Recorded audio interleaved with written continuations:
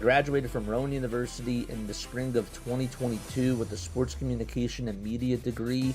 I got to actually call minor league baseball and G League basketball games while I was in school. And then I graduated, and as soon as I graduated, I went to NFL Films in Mount Laurel, New Jersey. And as much as I loved that experience, I missed putting on the headsets. I decided, you know what, talk is cheap. I have a laptop that's in my house, and so 21 months later, here we are, still on YouTube, calling games and building an incredible, loving community on here with the people that I call my Philly freaks with a capital P and a capital H. We go live for every single Phillies, Sixers, and Eagles game, and we do it like old school radio play-by-play style. I'm Jason Joseph, and this is Play-by-Play with JJ. I showed a swung on barrel. Get out to right field. Bye-bye baseball. That baby is long gone. Good evening, everybody. Hopefully you're all doing well and having yourselves a very, very fantastic day. My name is Jason Joseph. This is Play-by-Play with JJ, of course. If you are new to the channel, make sure you guys hit the thumbs up button. And please subscribe to the channel and turn on the notification bell icons as well. And that way you'll know when we go live. We do Sixers basketball, Phillies baseball, and Eagles football on this channel. Another day of Sixers basketball. They take on the Chicago Bulls, two teams that are still trying to fight for one of the final seeds in the play-in tournament. The Bulls currently stand in the 10 seed, and then it's Brooklyn, who's right behind them, and then the Philadelphia 76ers, who are not too far behind either.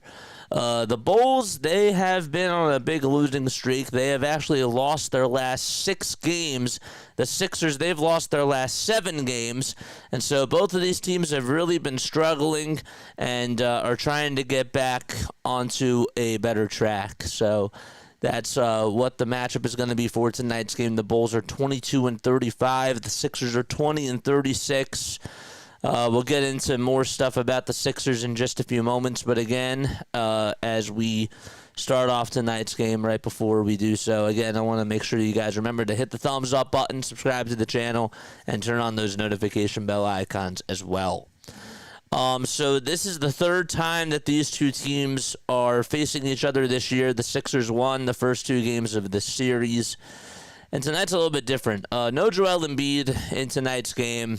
And we can talk more about Joel Embiid as the game goes on. But regardless, Joel Embiid is not available in tonight's game. He's getting doctors looked at, or is having doctors look at his knee and trying to figure out what the next best thing for him is. And so as we go through that process, it'll be Guerschon Yabusele who starts in his spot for tonight. We'll get to the rest of the starting lineup right now as we are diving into things. So for the Sixers, they got Tyrese Maxey, they got Quentin Grimes, Kelly Oubre Jr., Paul George, and Guerschon Yabusele. So Embiid is missing his 38th game of the season tonight, and he is not available to play. He experienced swelling in his knee after Saturday's game against Brooklyn again. Did not practice yesterday, and the team has been looking at options for the best treatment planning forward. Undergoing imaging and further testing is what they are doing right now with Joel Embiid. And it's really just such a shame because this guy, we know that when he was healthy, he was arguably one of the best talents in the NBA, and it's come to the point where don't even know if he's even going to be able to be that guy ever again. And that's the sad reality. That's the sad truth. And we just have to wait and see how things go moving forward. But it certainly does not look like it's heading into a positive direction at all with Joel Embiid. And it's really a shame. It really is. But let's talk more so about the Bulls tonight. So the Bulls, when we take a look at their starting lineup, they got Lonzo Ball, they got Josh Giddey, Kobe White, Matas Buzelis, and Zach Collins all in the lineup. Nikola Vucevic is out for tonight's game. He's dealing with a calf injury, so that is something to note. Hopefully the Sixers can try to do a good job rebounding the ball. There's also no Ayo Dosunmu. Jalen Smith is out, and so is Patrick Williams. So the Bulls are dealing with their own injuries themselves, and Billy Donovan has certainly had his hands tied behind his back when it has come to the different injuries that the Bulls have been going through. Yeah, they are not in the best boat either as we speak right now. Tonight's game is at the Wells Fargo Center. The Sixers are actually picked to win tonight's game. The money line is at -240 for them, and they're picked to win by 5.5 points. That's what the point spread is for tonight's game. ESPN gives them a 50.8% chance of winning. What are your final score predictions for tonight? Please make sure that you comment them down below. I sound like I'm beat up, and that's really because this team has just not been. They have not been a fun watch. I can't sugarcoat anything. This whole season has really just been very hard to swallow, and we're at the point now where everything that they can do, everything that they say, everybody just feels numb. Can't really kick, can't really scream, can't really shout at the organization. It's just a bad spot to be in. And so I don't know where you guys are at, but are you at the point now where you're going to be happy if they lose the rest of these games rather than just win to get a top draft pick? Where do you stand on that? Because the fan in me sort of agrees with that statement, But I also would like to see the young guys go out there and ball. And it would be cool to sort of see them win and put up some good shots. But that's sort of where I am. It's like nothing that they can do right now can disappoint me or make me feel angry at this point in time. It's all about what's going to happen in the offseason and how do you take this season into account for what's to come in the future. That's where I am. That's where my headspace is. That's what's going on in my mind. And it's a shame that we're here, but it's reality. It's reality for sure. So please let me know what your thoughts are down below, because I'm curious. Do you think that the Sixers should win these games? We've played 56 games. This is game number 57. So after this, there's 24 games left. Do you think that we should win these? Do you think that we should lose these games? Where are you? Where are you with this? Please comment down below. All right. I'm going to take a very, very quick step off. I usually don't do this, but I need to take a sip of water, and I need to stretch. So I will be right back in just a few moments. All right. I'll see you very, very soon.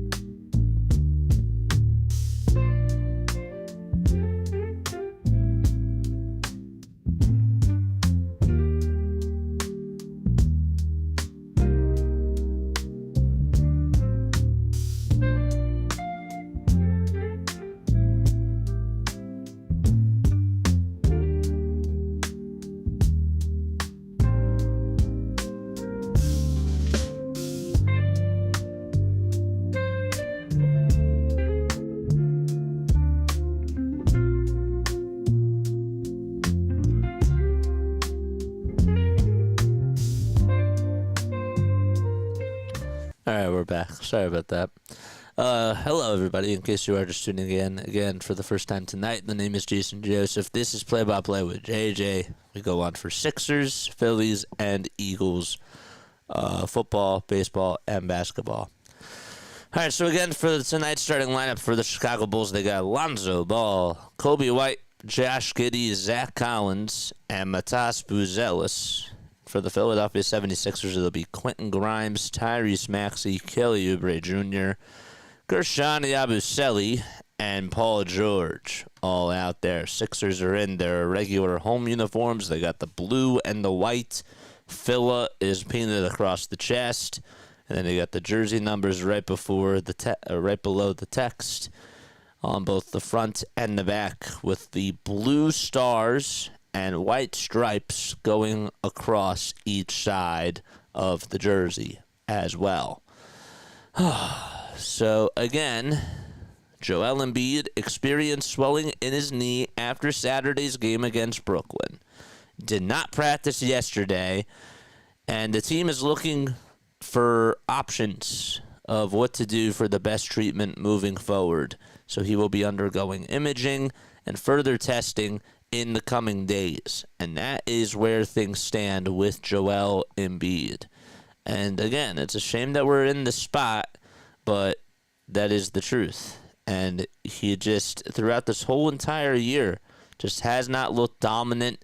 He's been, a lot of the times, he's been on the perimeter, and it's just because he just does not trust that knee. He really doesn't. All right, so the Bulls are in their red and white uniforms. They got the white letters painted across the chest and the black numbers on the back. All right, so the tip-off was underway as Yabusele tips it all the way over to Oubre, who's in the dunker spot, and he slams it home for 2 points. And it's already a 2-0 ball game so far. Giddey down low finds Vucevic, and Vucevic able to have his way. Had a lot of daylight down low on the block, and nobody could cover him. And we're back to a deuce. Already 2-2. Just 30 seconds underway. Vucevic comes away with a steal, and he'll just tip it or pass it over to Josh Giddey. And Giddey is able to put it up and put it in with two hands. And it's 4-2 Chicago. It was actually Kevin Huerter who got it. Kevin Huerter is in the lineup tonight. They must have made a very sudden change for that.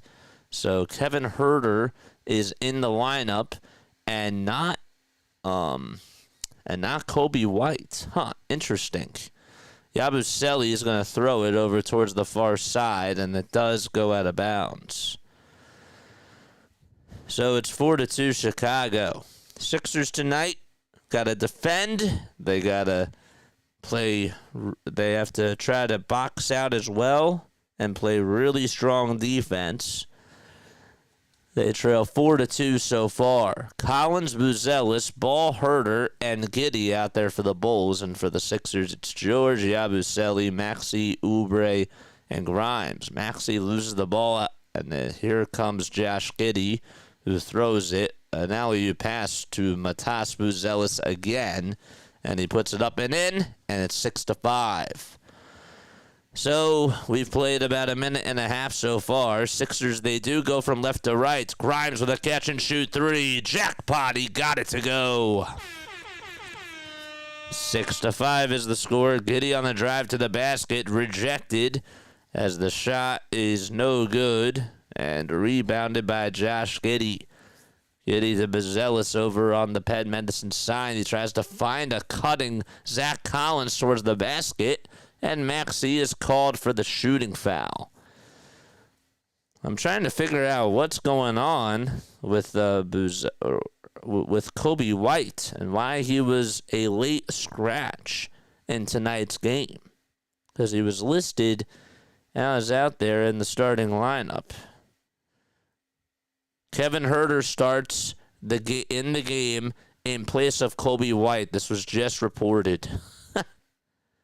Kobe White was listed as available tonight. Huerter is starting in his place. Interesting. And now Kobe White is going to sub on in.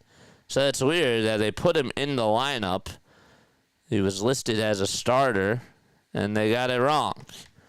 First foul shot by Collins. He got it to go. And the second free throw, that one is good as gold.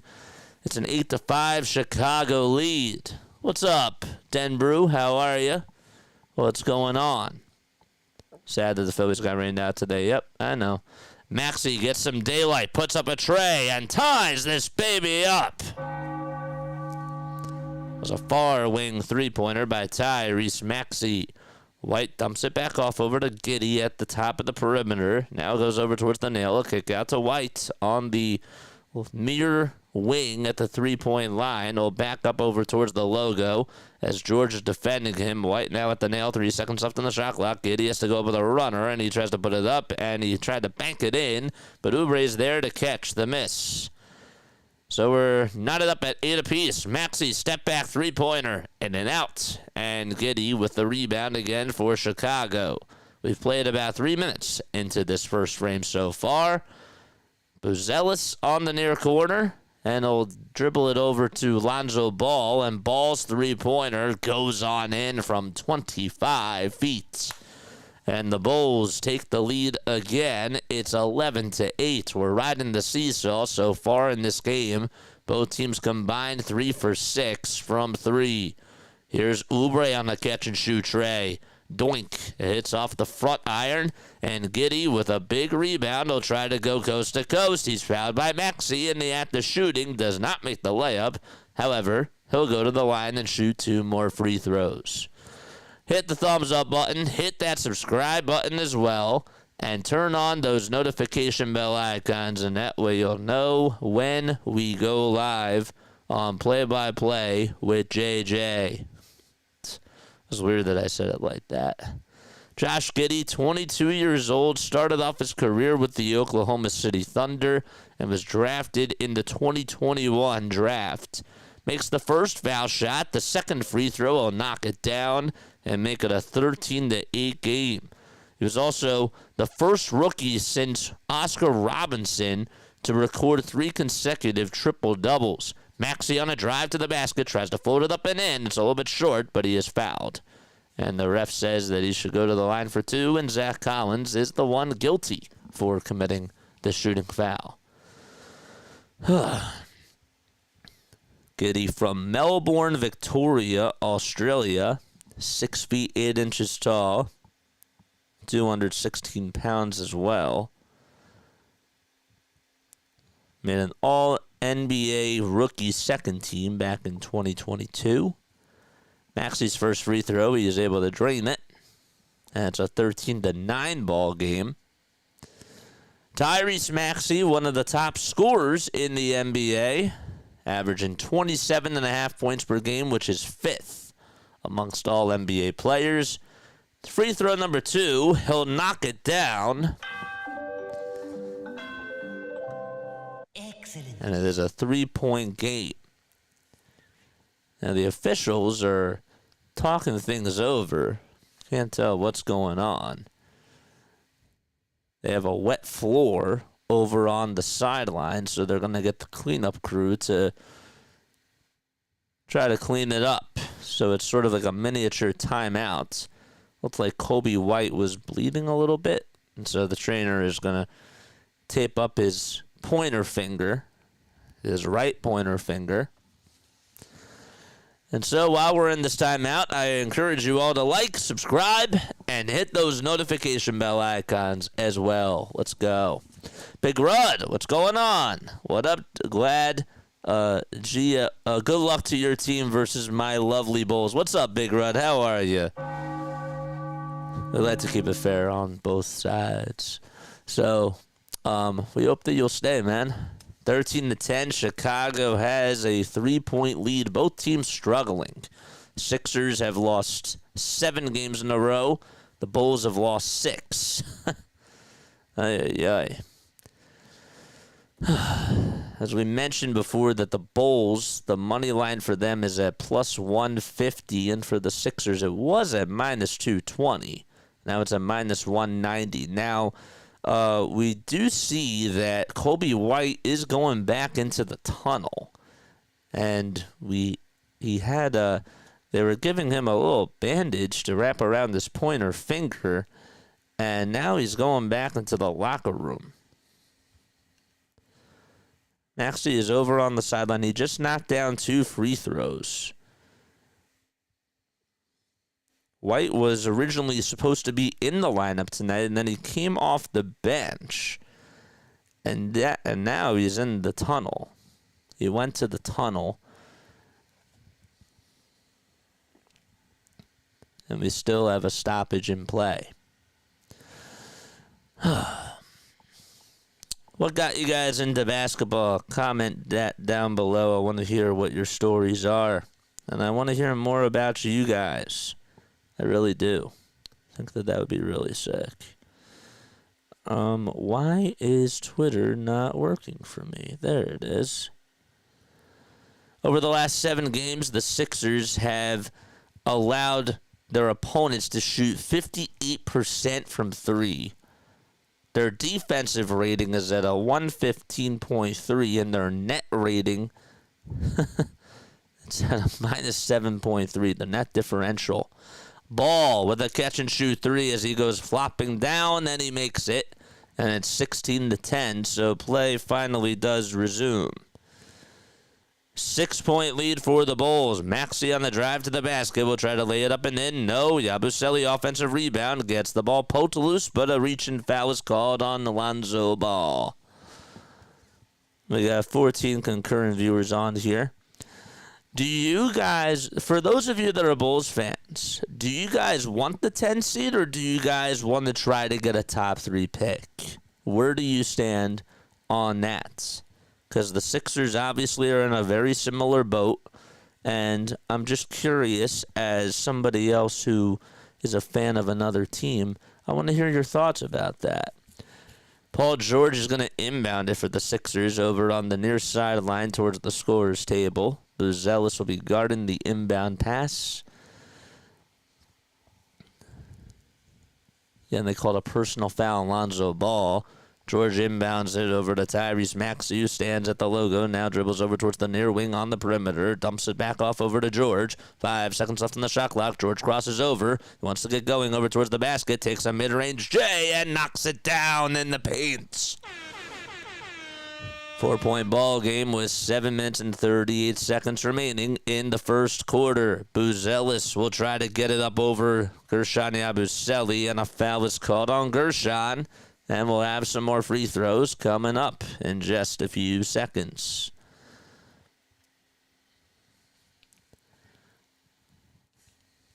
Mentioned that the Bulls lost to the Sixers in both games that they've played in this season.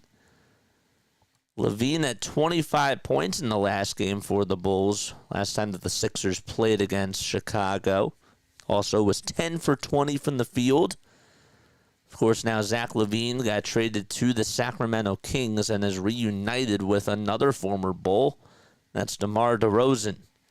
First free throw by Matas Buzelis is good, averaging 6.5 points per game and 3 rebounds as well. Free throw number 2, swish goes the basketball. Bulls lead it by half a dozen points. Maxey will get the inbound pass. She dribbles over towards the left side, finds Yabusele over at the top of the key. One more to George. Well, George thought about taking the shot, finds Yabusele again for a wide-open three-pointer, and it doesn't even hit the rim. Goes so far off the glass. Giddey rebound. Pass to Lonzo, and he's looking for help as Giddey and Lonzo have a game of catch.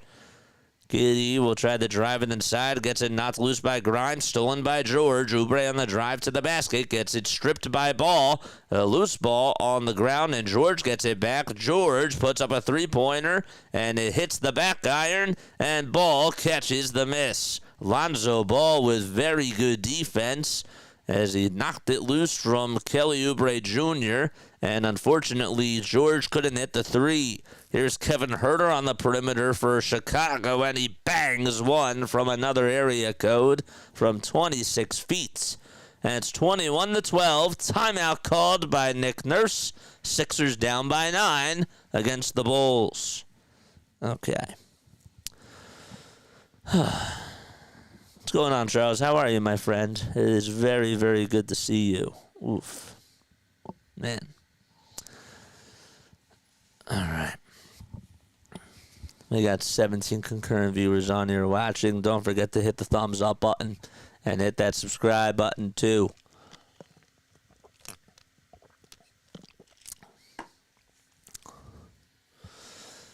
Have you guys been keeping up with potential picks that the Sixers could get if they do get a top 5 pick? Who would you want?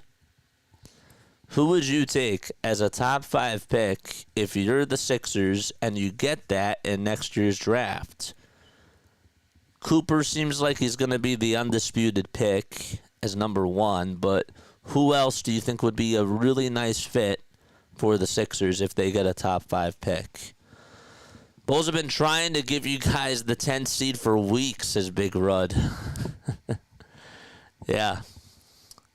Yeah, I asked you before. I don't know if you heard me, but so would you rather try to get a top 5 pick? Is that where you'd say a lot of Bulls fans are? And if they are, like, how do you feel about that?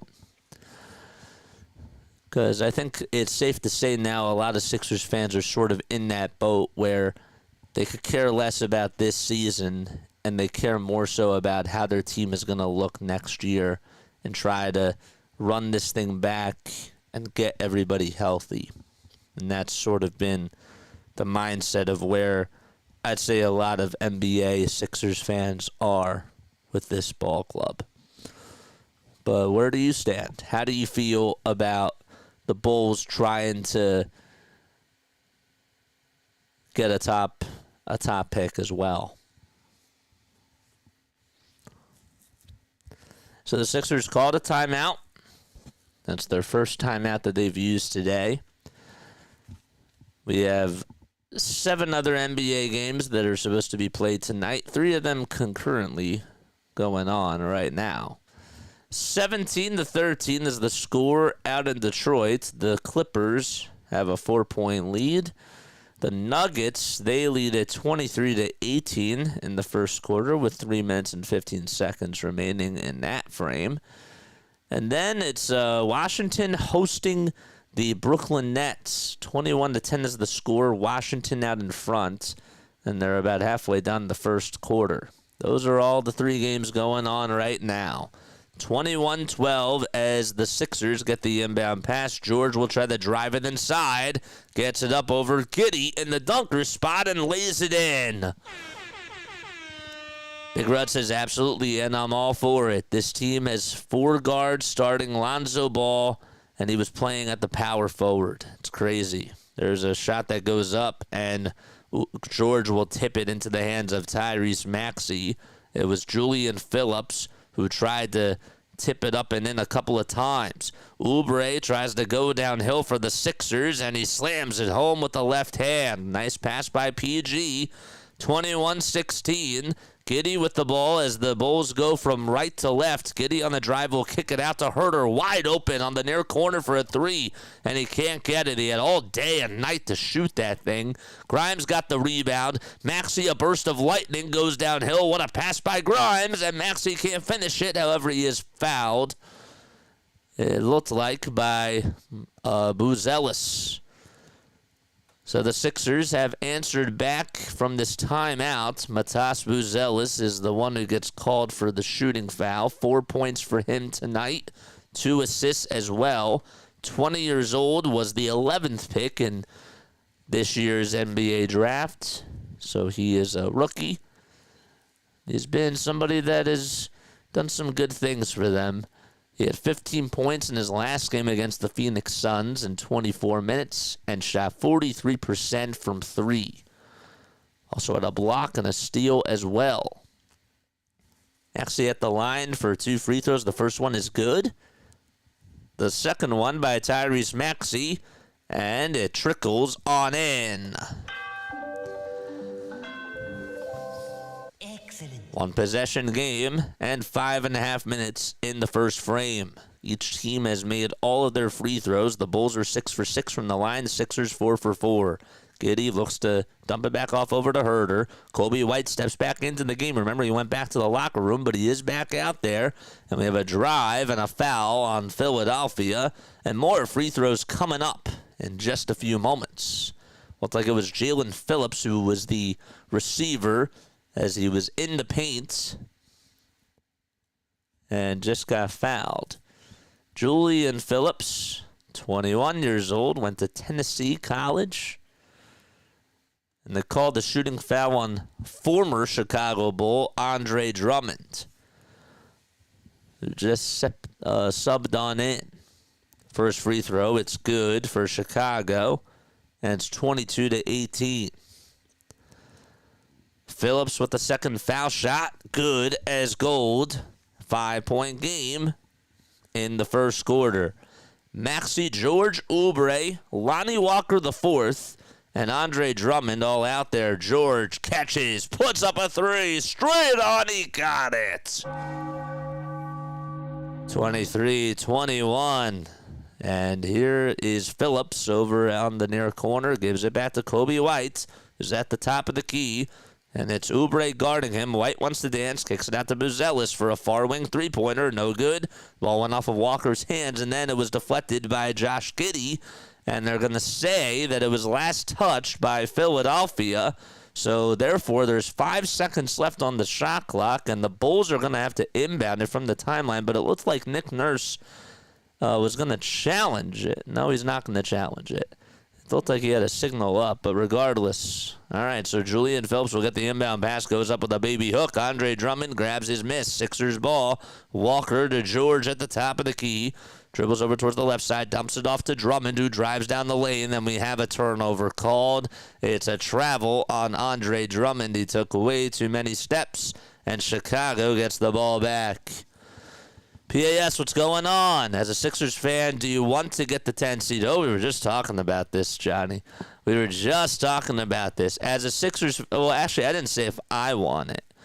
I would rather try to get that top pick. At this point, would I like to see the young guys do something? For sure. Yeah, like that'd be kind of cool. But if we're going to run it back, I want to try to get healthy, and I'd like to try to get another pick. Collins on the drive to the basket. He makes the dunk. Here's Lonnie Walker, the 4, trying to answer back with a 2 of his own. Can't get it. Phillips, rebound. Outlet pass to White on the far wing. Gives it back to Julian Phillips, who's on the perimeter as well. Herter will reset it. 13 seconds left on the shot clock. Herter goes downhill, kicks it back out. Dalen Terry goes up for a 2, and he makes it.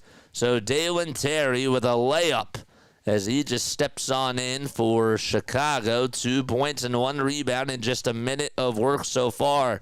Maxey tries to scoop it up and in, and he is fouled again. Tyrese Maxey so far being very assertive on offense, and he gets fouled by Dalen Terry. Yeah, so I'm more so leaning towards trying to get a top 5 pick. That's sort of where my mind is. But if we are playing the younger guys and we're winning games, I'd be kind of happy with that too.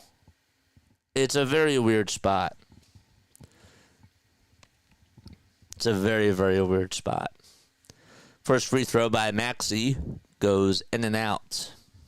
Neil says tank.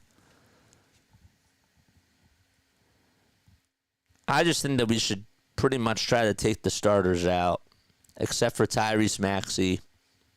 Have Paul George sit, play more of the younger guys, and see what happens. Free throw number 2 by Tyrese Maxey. It's good. Excellent. 8 points for Reese. 5 for 6 he is from the line as well. White gets it over at the nail. It's stolen by Maxey. White, though, gets it back. Terry on the near corner will try to drive it inside for 2. Count the bucket and a foul. That was an acrobatic hook shot by Dalen Terry. He was on the near corner, and then he dribbled all the way inside the lane, and Lonnie Walker, the 4th, pushed him. And as he was off balance, he tried to hit a hook shot as he was off balance, and he got it to go.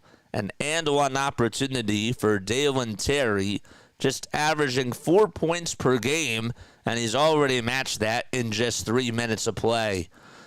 The foul shot by Dalen hits the front iron and hits the back iron and goes down the drain. 8-point lead for Chicago, and by the way, they are in the bonus. Grimes steps back in for the Sixers. Maxey being heavily guarded by Herter. Gets a screen set by Drummond. Grimes back to Maxey at the top of the key. Maxey crosses over. One on the foul call. Bounces it back to Grimes. 5 seconds left on the shot clock. One more pass for a 3-pointer by Walker. No.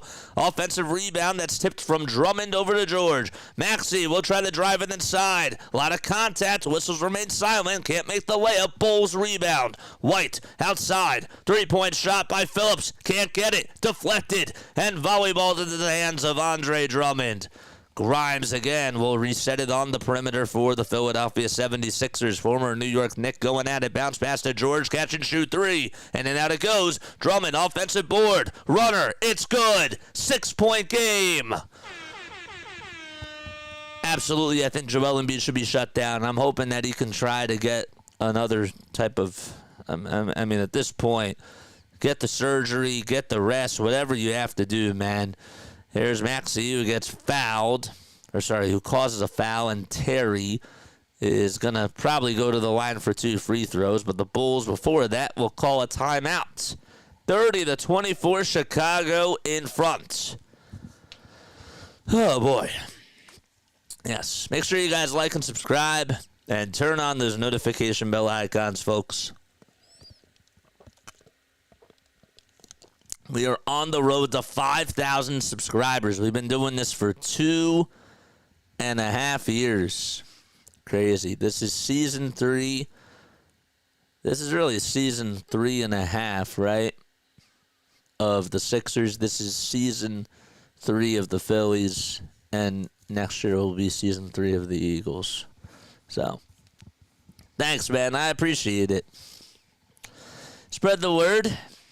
Spread the word. I'm from South Jersey. I love doing play-by-play. I called Villanova ice hockey games this year, which was really cool. I also, when I was in college, got to call games for the Blue Coats and for the Blue Rocks. The Blue Coats are the Sixers G League team, and the Blue Rocks are the minor league affiliate of the Washington Nationals. So that was awesome.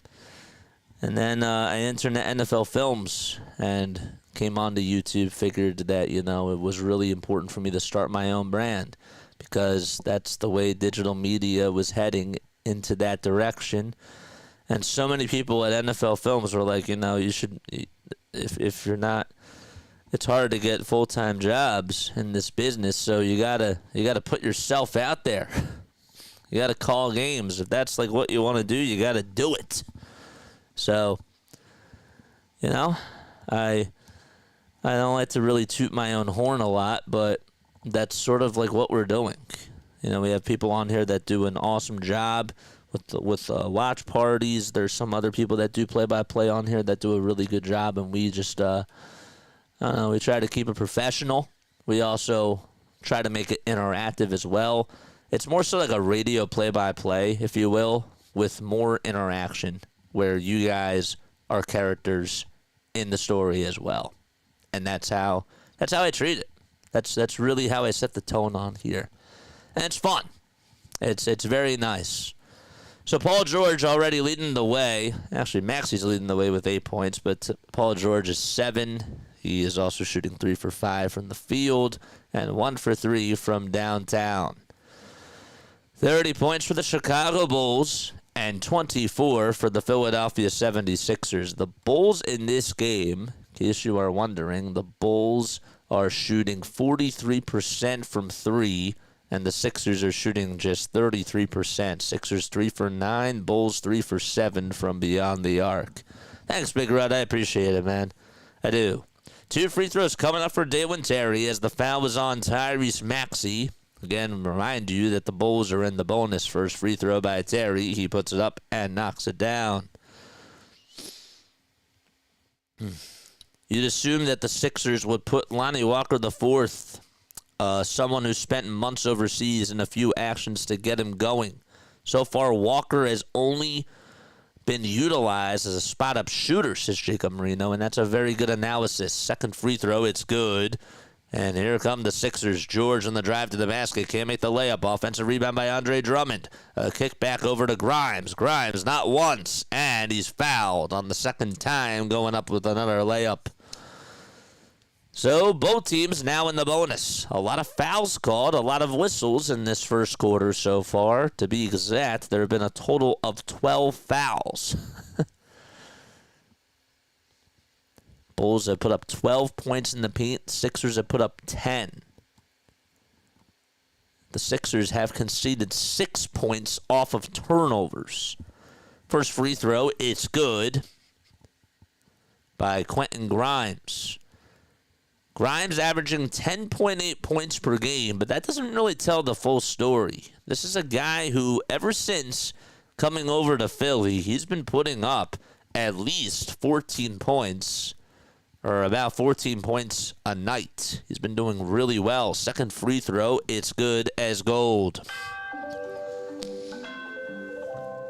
Excellent. 32-26. White gets it at the top of the key. Hands it off to Herter. And down low is Buzelis, who tries to hit a step-back J over Drummond. Can't do so. Walker tips it, and Drummond can't hold on to it. Butterfingers. Buzelis rebound. White on the drive. Tries to pass it. Paul George guards the passing lane, but it goes out of bounds. Last touch by PG over towards the baseline.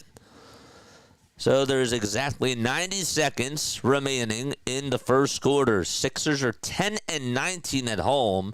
Bulls are 12-15 on the road. Grimes tries to deflect the inbound pass. He does, but there's a foul called on Quentin Grimes. He's sort of pushed Dalen Terry out of bounds over towards the near sideline. Grimes is also shooting 34% from 3 ever since he's come over to Philadelphia. and he's shooting 47.5% from the field, which is even more than what he was averaging as a Dallas Maverick. Free throw number 1 by Julian Phillips. It was not Dalen Terry. It was Julian Phillips who was fouled, and he missed the first free throw. I beg your pardon. Phillips, just a 73% career foul shooter in his 2 seasons. He'll hit the second free throw and goes 1 for 2 from the line. George with a dump off to Drummond. Sixers move from left to right. Here's George with a catch and shoot 2 from the near corner. And Drummond, who tried to get the rebound, was fouled by Dalen Terry. It is a loose ball foul. And more free throws coming up for Andre Drummond. They called the foul on Kobe White. Drummond with the cornholes. There's a lot of sweat dripping down his face. Has a red shoe on his left foot and a black shoe on his right foot. First free throw by Drummond. He's able to make it. Only just a 46% career foul shooter. Takes 2 dribbles. Looks at the rim. Fires the trigger. And swishes it for Philadelphia. Excellent. 1 minute and 10 seconds to go. Drummond 4 for 4 from the line today. That's a rare sighting. 6 points for him. Vucevic with a catch and shoot 3. Grimes gets the rebound. Boy, they're missing Vucevic. He's a very good rebounder for them, and you can definitely see that. Grimes steps back with an elbow J. It's a little bit short. Drummond tries to catch the rebound, and it's Vucevic who is able to box him out and get the board himself. Good passing by Chicago. They make 5 passes. Herter steps back and hits a tray from the near wing. He is a very good three-point shooter. Was acquired in that trade for Zach LaVine from Sacramento. George tries to put up a 3. Too much mustard on that one. Oubre, offensive rebound, spins, turns, lays it up and in. Back to a 6-point deficit for Philadelphia. 3 seconds separating the shot clock from the game clock. 15 seconds left to go. White is going to try to dance with Lonnie Walker. They're having a little staring contest.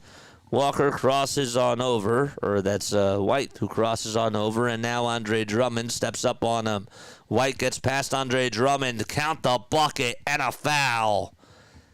Drummond fouled him right from behind, and Kobe White knew that he was going to get a mismatch, and he did.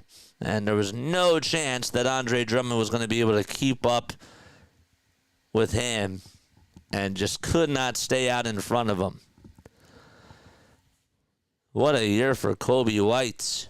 Averaging 18 points per game. 25 years old, 6 feet 5 inches tall. Yabusele will sub back on in for Andre Drummond with just 3.6 seconds remaining. Also, Lonnie Walker IV is going to take a seat. And Tyrese Maxey will come back in for him. Next foul shot, it's good. Sixers will have George inbounded as he gives it over to Maxey. Maxey with a 3/4 court shot. It's up, and he airballs it. It was not even close. 1 quarter in the books. 39-30, Chicago up by 9. And we'll be back in just a few moments for the second quarter at the Wells Fargo Center.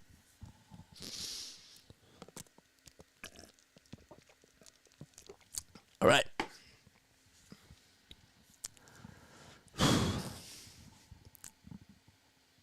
How is, I don't understand how Lonnie Walker is just not playing many minutes. I want to see what he can do. I really do. Andre Drummond, and this is a good note from RB. 3 fouls in just 6 minutes. That's actually more so impressive. Walker's now 26 years old. In high school was named Mr. Pennsylvania Basketball. He's from Reading, Pennsylvania. Remember, he was drafted by the San Antonio Spurs and played with the Spurs from 2018 to 2022. Also won the King Mindaugas Cup this year overseas. Before he was signed to Philadelphia, he played for the Zalgiris Kaunas. Ended up signing with them in October of 2024. And then parted with them on the 19th of February.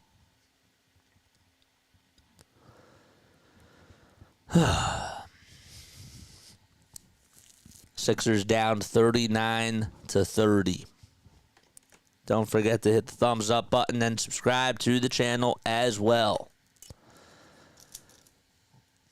What other games do we have going on tonight? At 8 o'clock, it'll be Minnesota playing Oklahoma City. The Thunder are 46-10. What a magnificent season they have had. So that's at 8 o'clock. The Trailblazers are in Utah facing Lauri Markkanen and the Jazz. That game is at 9 o'clock. And the Sacramento Kings are hosting the Charlotte Hornets. The Kings are at 500. They're battling for a 10 seed. And the Hornets, 14-41. And then around the NHL, there's only 2 games going on today. The Sharks are in Winnipeg. The Jets, what a season they've had. Pretty amazing with what he's been able to do. That game just got underway. Bulls start off the second quarter with the ball. Herter tries to knock down a wide-open three. Can't do so again. Oubre from coast to coast finishes with the left hand right at the rim. Give Kelly 8 points in this game so far. Golden Knights also play the LA Kings at 10:30. That's the other NHL game that's supposed to occur tonight. 39-32. A whistle is called and a stoppage in play. White gets the inbound pass. Bulls go from right to left, and White gets fouled as he drives it over towards the lane. First, Maxey actually blocked Kobe White's 13-foot drive. It was actually, I'm sorry, the ball went out of bounds before, and now Maxey blocked it. So here we go. Giddey trying to drive it inside, spins, lays it up, and lays it in. Got past Yabusele. Yabu thought he was going to go to his left side, and then he spun towards his right and finished with the right hand and certainly fooled Yabu. 9-point game. Maxey being guarded by White. Double team coming. Finds Walker for a three. And Lonnie Walker still can't find his rhythm. They're trying to use him on catch-and-shoot situations. White off the dribble. He can't knock down a three either. And Walker able to come up with his miss. A dump-off pass from Walker to Yabu. A straight-on three. And that one is short. He tried to get it to go and just could not do so. Herter catches, lights one up, and hits it from the near corner. Kevin Herter, 2 for 4 from beyond the arc in this ball game. Now 26 years old. Ended up making it to the Eastern Conference Finals with the Atlanta Hawks once upon a time. Maxey to Yabusele. Yabu thought about firing the trigger. Maxey gives it back to Yabu. This time he goes up with it, and it's way too strong. We've only played 2 minutes into this second quarter. Giddey with a layup again. Highly contested, but he still makes it. Somehow, some way. 14-point game. Maxey over to Walker. Yabusele was supposed to be the guy who caught it, but there was some miscommunication, and Walker was right there to the rescue. Council will get it as he comes on in for the first time today. Off the dribble, goes up over Herter. Can't get it in. Yabusele tips it, and Yabusele saves it. Yabu to Oubre. It's blocked by Giddey or right near the basket. Giddey gets it knocked loose by Council, and Council takes the ball away and gets called for a travel. Wow. Lot that happened there in that sequence. So Council turns it over, and the Bulls have the ball back. Saw Lonnie play high school basketball at McCaskey High School in Lancaster. He was a hooper. Here's a drive inside by Dalen Terry, and Dalen Terry looks like Scary Terry out there, and makes it a 16-point game. Timeout by Nick Nurse. I'll be right back. I got to take a very quick step off. I will see you very, very soon.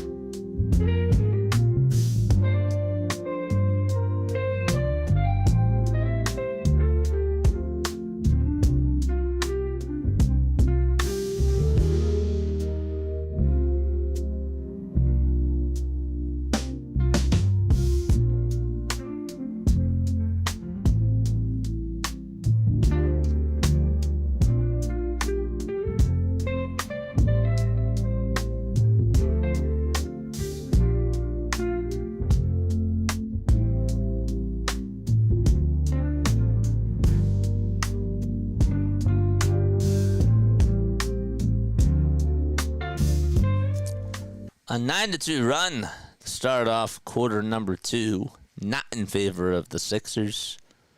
Bulls lead at 40-32. Zach Collins and Trey Jones will enter in for Kevin Huerter and Dalen Terry.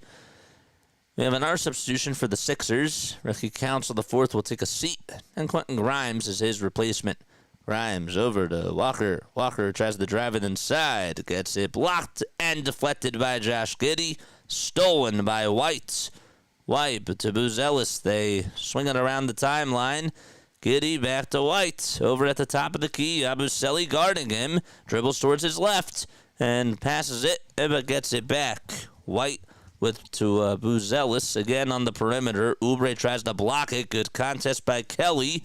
And a rebound by Lonnie Walker as the shot was no good again. Walker tries to give it up to Maxey, but he throws it away. Maxey did not think that the pass was going to go over to him, so some more miscommunication. White's three-pointer gets volleyballed into the hands of Lonnie Walker. It was Grimes who got the rebound. Maxey outlet. He's set free, and he goes up with a layup and connects. 48-34. Philadelphia trails by 14. All right, let's go. 8 minutes left to be played in the second quarter as Giddey again on the drive to the basket. Then a foul was called on Yabu. Huerter having flashbacks to Game 7 of the conference semis when the Hawks stunned the Sixers as PHLY Sixers. Luke Arcadia says Ricky Council is committed to the tank.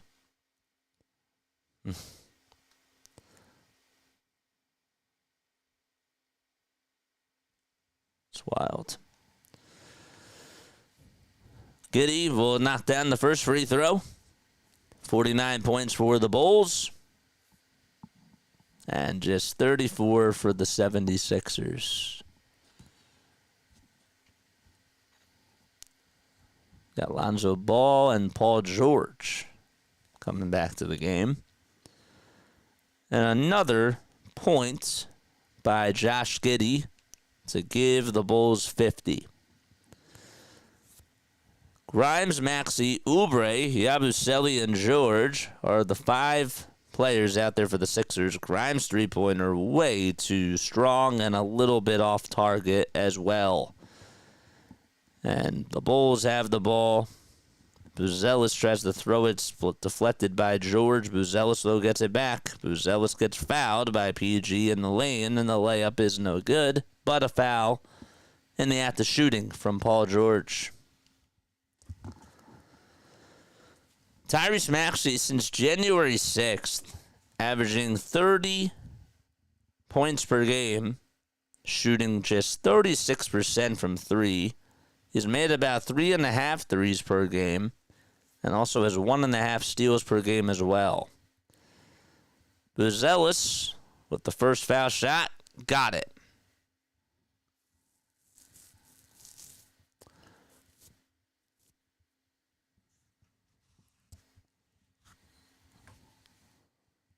Free throw number 2. That one is good as well. Matas Buzelis with 5 points, 3 assists, and 2 boards, shooting 1 for 4 in this game. George dribbles with the left hand, spins, gives it back to Grimes. The pass was pretty high. 5 seconds left in the shot clock. Grimes lost the ball, goes out of bounds, and it's Chicago ball again. A 13-4 outburst by the Bulls. Give them 52 points. Giddey on the elbow. Swings it around the timeline. Buzelis with the catch and shoot. Trey, jackpot. And all of a sudden, it's a 21-point lead for the Chicago Bulls. Sixers not doing a very good job in this second quarter as the game has gotten ugly. Oubre inside, outside. Yabusele Grimes for a near quarter 3. And he finally puts an end to the madness. Good job by Quentin Grimes. You know that he's going to be a very good shooter for years to come for Philadelphia. Buzelis gives it back over at the top of the perimeter on the near wing. And who has the ball? It's Trey Jones.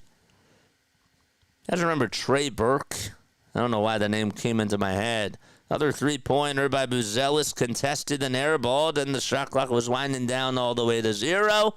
And it'll be Philadelphia basketball. Gio's videos, what's going on, man? He says, go Philly. Sorry, I wasn't looking at the vertical stream chat. I apologize. I do apologize about that. The lead is decreased for Chicago to 18 points. Dembona will check in for the first time today. Oubre will try to drive it inside, and he's fouled. We'll have some more free throws coming up.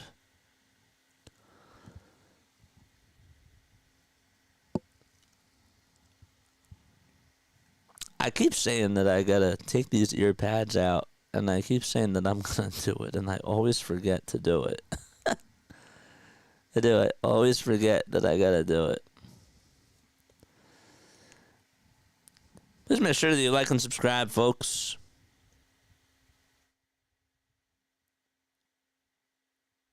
Free Andre Drummond. It's funny.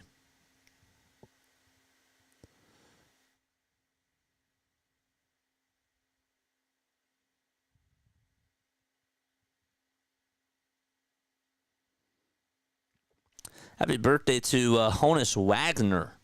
Just saw that today was his birthday. Wow. Lonzo Ball is now going back into the locker room. He's getting checked out by the trainers.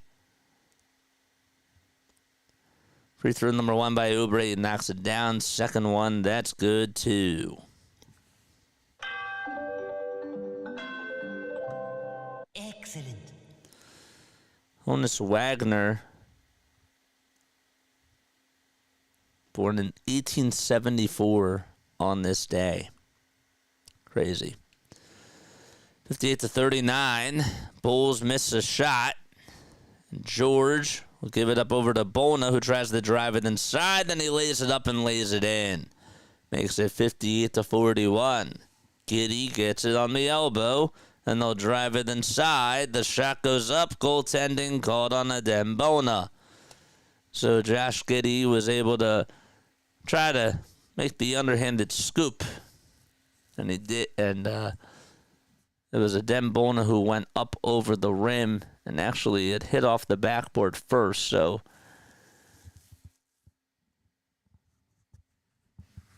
goaltending was called. Catch and shoot 3 for Grimes again. Yes, sir. Quentin Grimes from 23 feet. He's feeling himself. Giddy with another 3, and he answers back with a tray of his own from the top of the key. It's Herter, Buzelis, Giddy, Phillips, and Trey Jones out there for the Bulls. Maxey will try to drive it inside, and it's missed. And the Bulls touch it last. And it'll be, no, actually, Maxey touched it last, and it's going to be Chicago ball. Weird. Very, very odd. And Oubre is going to come on out.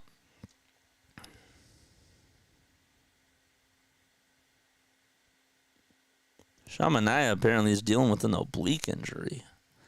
Giddy again drives it inside, and he makes the layup. How many points does he have? He has 13 points, Josh Giddy.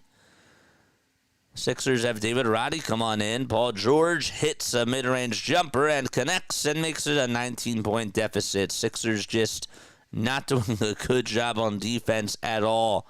They've been very sloppy. Giddy will hand it off to Buzelis, and Buzelis able to throw it down with one hand. Oh, my gosh.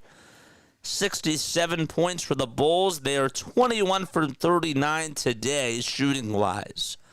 George again with a layup. He got it to go through a lot of physicality as he zigzagged into the lane. And 67-48. Herter down low with no penetration over to, it looked like it was Phillips again. And Phillips threw it down with one hand to put the deficit back to a 21-point deficit. Josh Giddy has just been so good at facilitating the ball. Looked like it just seems like every time the Sixers play defense, they're always going for the guy who has the ball. The Bulls have had 17 assists on 22 shots. Maxey isos with 4 seconds to go. Finds Roddy for a catch and shoot 3. And I think Adem Bona got pushed. But they're going to call a shot clock turnover, as the ball didn't even hit the rim. What's up, Jane? How are you? How are you, Jane? Thanks so much for stopping by. Looks like Bona got tangled up, but it wasn't going to matter anyways because David Roddy's shot didn't even hit the rim. RB says, based on what we're seeing now, I don't even know if the Sixers can win 5 more games this year. Timeout called by Philadelphia, and I'm going to take one more step off. I will be right back. All right, be right back.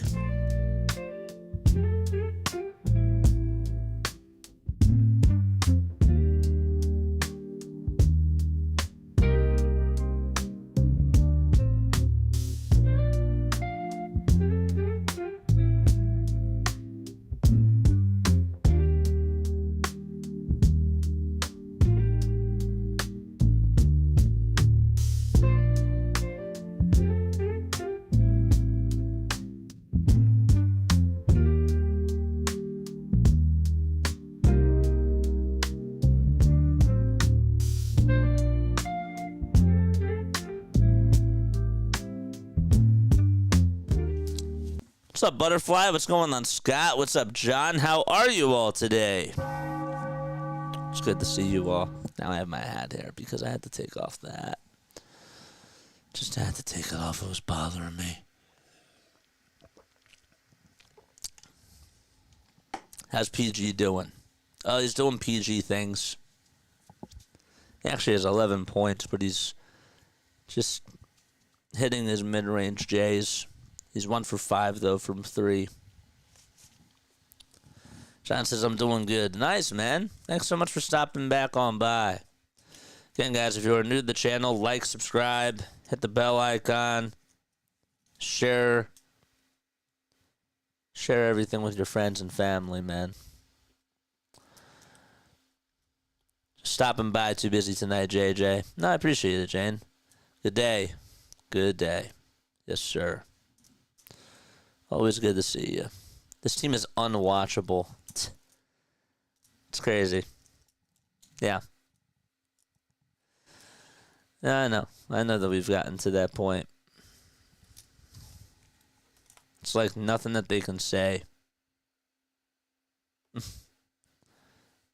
This is next level. Dude, RV's Twitter has gone off tonight, man. David Roddy missed a 3-pointer by 5 feet, which doinks off of a Dembo on his head. That's next level tanking.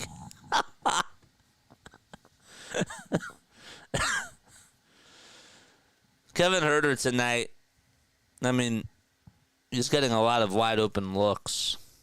And that's just not, that's a recipe for disaster when you're facing a very good 3-point shooter. 5 for 7 he is shooting wise from the field.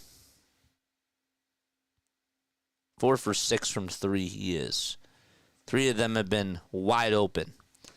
Giddey at the top of the key. Gives it back over to Huerter. Here's Vucevic with a 2. No offensive rebound and a reset by the Bulls. Huerter steps back and tries to hit a 3 again, and finally the Sixers get a rebound. Sixers lineup, it's PG, Tyrese Maxey, Kelly Oubre Jr., Quentin Grimes, and a Dembona out there for Philadelphia. Grimes on the drive, kicks it out to Maxey. Maxey at the foul line. They just continue to pass it out of the lane. Oubre for 3. In and out it goes. And a rebound again by the Bulls as White tries to go downhill with a burst of speed. More ball movement. Vucevic wide open for 3. It's just simple basketball, and yet the Sixers dodged a bullet. They're just not passing it the way that they should be. Oubre downhill over to Dembona, and Bona goes down as he's fouled by Josh Giddey. That was funny. Thanks for the chuckle, RB. Is Embiid on the court? No. He's getting an opinion. They're trying to find ways to get him an opinion from a doctor. They're trying to find other doctors out there to help him with whatever's going on with his knee. 69-48. The Bulls up by 21. 2:10 to go. George with a catch and shoot 3. It hit the front of the rim, hit the back of the rim, hit the front of the rim again, and it went on in. That's like the softest touch that you have to have, and some luck as well. Josh Giddey parts the Red Sea. Everybody was a statue on defense for the Sixers, and Giddey just cuts to the cup and makes the 2. George to Oubre, and Kelly Oubre spins, turns, gets it blocked by Giddey, stays with it though, and floats it up and floats it in. Kelly Oubre, 12 points and 5 boards in this game so far. Vucevic again with no hesitation, runs it up and runs it in. Hit the little floater, and the teardrop was able to roll down in the basket. George layup, and he answers back. It's like a layup line out there for the both of these teams. Sixers just with no paint presence at all. And they're just guarding the ball handler. Grimes defending Kobe White. White needs help. He'll dump it outside. Council tries to fight through a screen. And it's Vucevic who gets past Oubre. It's rejected by Paul George. And the steal comes from Grimes. It's 2-on-4 basketball. Grimes goes up with a 3 anyways. Probably should have waited. And it's rebounded by the Bulls again. 36 seconds to go. Steal by Council. Maxey with a layup inside. Can't finish it. Council resets it. Gives it back to Tyrese Maxey on the near corner. Maxey goes over towards the line, makes the layup, and he'll go to the foul line for one more. And by line, I meant he was at the baseline.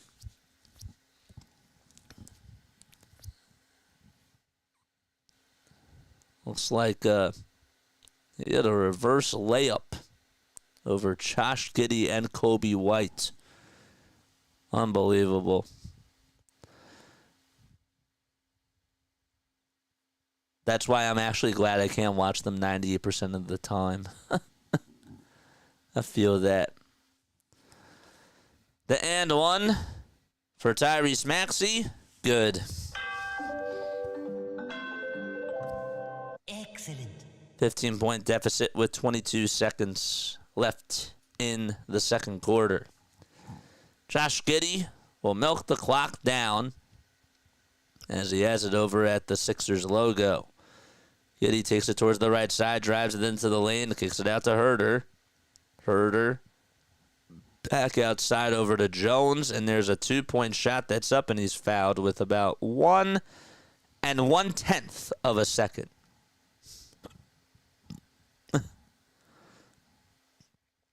1.1 seconds left to go. The Nuggets have a 6-point lead against the Indiana Pacers at halftime. The Pistons lead it by 2 against the Clippers at halftime. And Washington, who had a big lead against Brooklyn, it's dwindled down to 67-59 at the half. First foul shot, good. The Sixers have allowed 74 points in the first half. In the first half to the Chicago Bulls. That's an all-time low. 75 now as the second foul shot's good. George with a football pass that's supposed to go over to Kobe White, and it goes out of bounds off of White's hand, and that'll wrap up the first half. 75 points. That is a season high for a first half by Chicago. Crazy. Absolutely unbelievable. So it's a 17-point lead for the Bulls as the Sixers go into the half. One more step off. I'll be right back in about 5 minutes, and we'll do a little halftime report. All right, see you soon.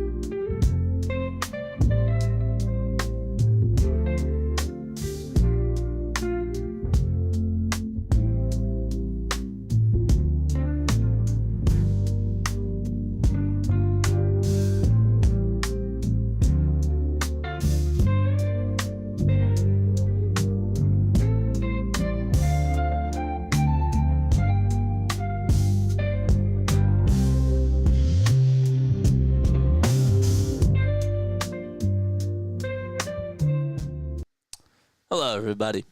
You're tuning into the Sixers halftime report here on Play by Play with JJ. We've hit a new all-time low. Sixers give up 39 points in the first quarter to the Chicago Bulls. Bulls are on a 6-game losing streak. Sixers are on a 7-game losing streak. They give up 39 points in the first quarter, 36 points in the second quarter, and just cannot play defense. They leave the wide open shooter open, and just for some reason they play on the ball handler. Whenever the guard has the ball, it's like all the attention goes there, and they don't figure out what they have to do away from what's going on with the ball handler. It's really just that bad. It has gotten so awful. And I'm going to say this right now. I'm at the point now where we got to clean house. It's gotten to the point where Daryl Morey deserves to be fired. It's not working out. Nick Nurse also has to go too. I'm at that point too. I don't see any fire in this team. I don't see any sort of lightning bolt or nothing like that. Because even when they were not playing well last year, Nick Nurse still was pressing the right buttons and getting his team animated. And right now, he just looks so lost. He looks so lost. And there's nothing that he's doing that is helping the team right now. So, I think it's at the point where you got to clean house and you got to start over and you got to get a new mindset in here. I really do. I really, really feel that way. What Daryl Morey has done is he's handicapped the Sixers. He can be great at drafting all that he wants, but he has made them stuck with Joel Embiid's extension and Paul George's contract. First, it was the Ben Simmons extension. Then we had getting James Harden to Philly, and I would still do that James Harden trade any day. I don't necessarily blame that on Daryl, but just surrounding Joel Embiid with older guys and not capitalizing on Joel Embiid's window and his timeline, it's been a failed tenure for Daryl Morey. It really has. And I'm ready for that to be done. Mr. Analytics guy. I'm done. I'm ready to move on. We gotta start over. I know it's a lot easier said than done, but I think that you need a new mindset, you need a new philosophy, because this has been going on now for 4 years.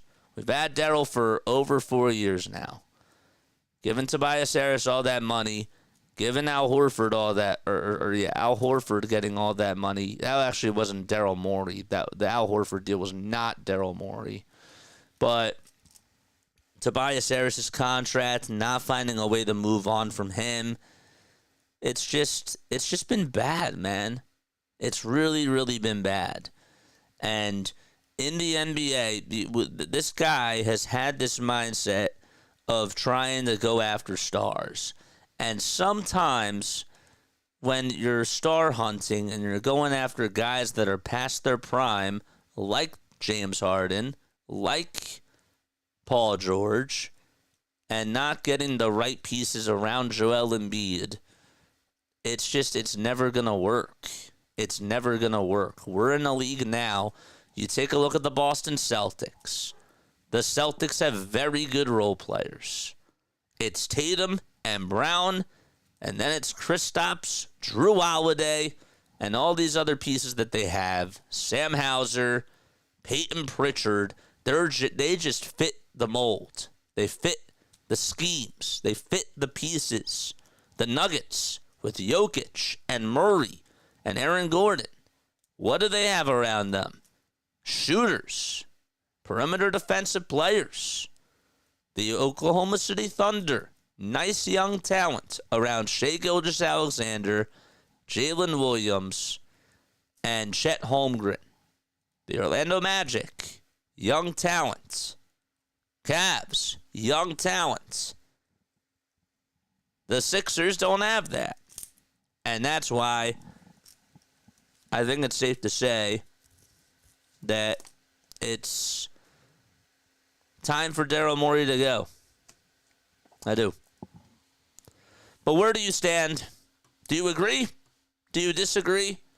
How do you feel about what's to come in the offseason? Does Daryl Morey deserve another shot? Does Nick Nurse deserve another shot? Where are you? What is your mind telling you? Some of you guys believe that Daryl Morey should have been gone a long time ago, and I thought that that was a little bit too premature. But now I'm at the point where he was on the hot seat to start off the season, and so was Nick Nurse, and they both, I think, have just been awful. What say you?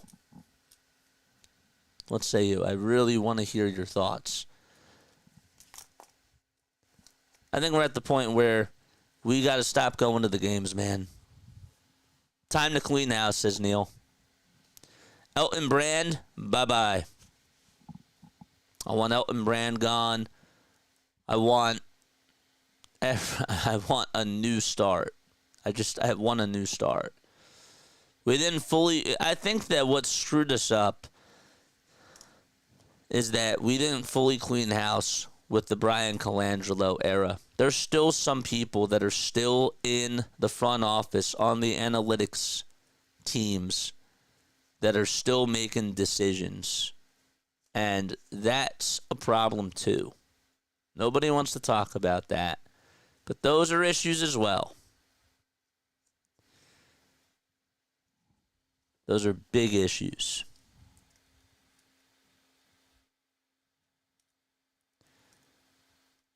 Is this the Sixers' worst nightmare? I think it is. I think that this was the by far worst case scenario of what could have happened this year. It's a results league. Am I being too harsh? Am I being too nice? I think that the silence from all of y'all says it all. I do. I see that the numbers are going down, and that's because, guess what? Who wants to watch this team? Last year, we were getting, 40 people, on stream, just because this team was fun to watch. This year, it's been pretty much down to about half of that. Who wants to go through this? Who wants to sit through these 2.5 hours and watch the product that they're seeing out there on the court?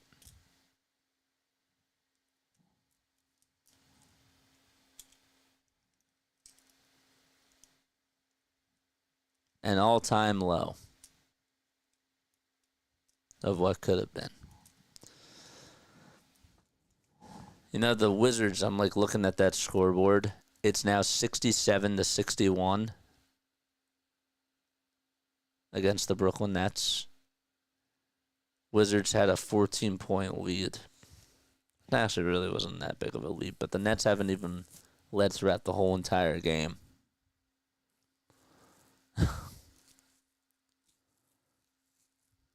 Crazy.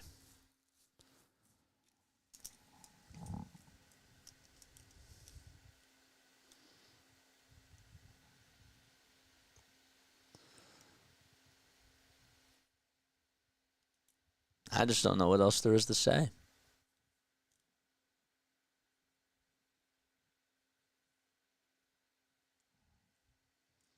My favorite saying is that silence is golden. It's one of my favorite sayings. And in this situation, I think that it says a lot.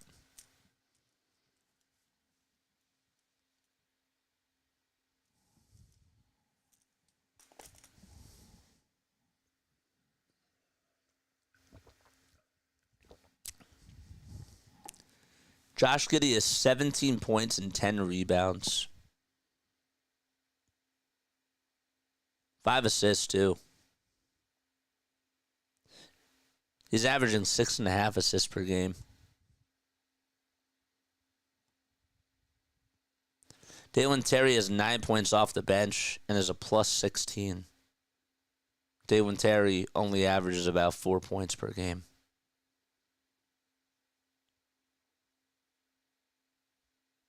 Julian Phillips pretty close to his points per game average. Averaging 4.5, and he has 5.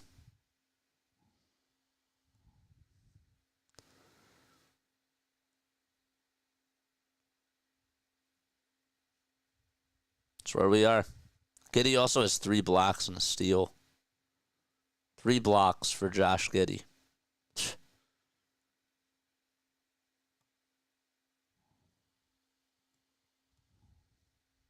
That's where we are. That's where we are.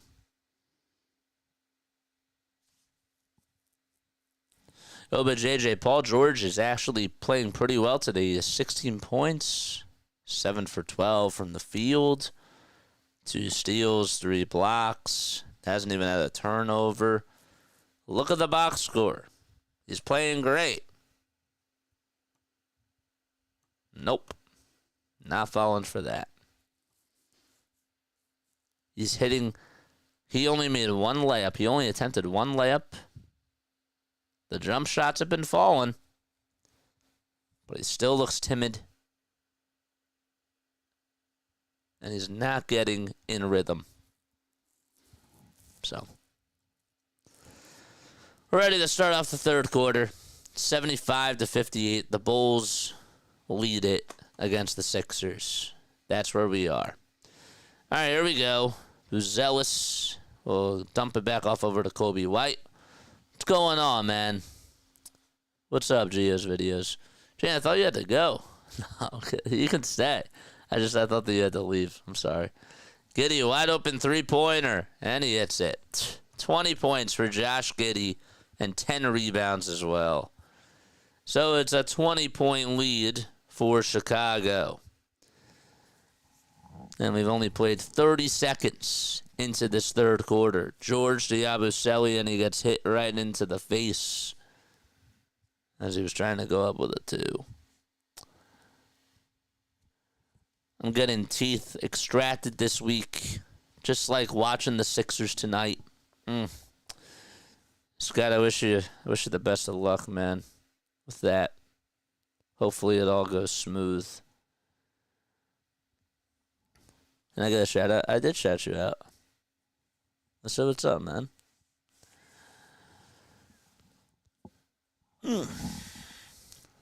Don't forget to like. And don't forget to subscribe as well. What's going on here? Zach Collins got called for a personal foul, and the Sixers are going to call a timeout. Yabusele got hit right into the face. And I wonder if they're going to see if this is a flagrant foul or not.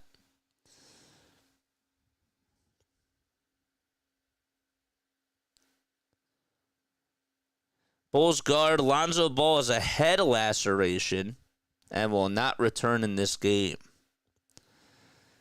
Yabusele, also speaking of injuries, just needed some help getting off the floor and is getting medical attention on the bench. So add that to the injuries. Sixers are taking the timeout according to Austin Carell for Guerschon Yabusele, who looks shaken up to stay, or to say at the very least. He had to be helped to the bench by Paul George. Does not appear headed for the locker room right now.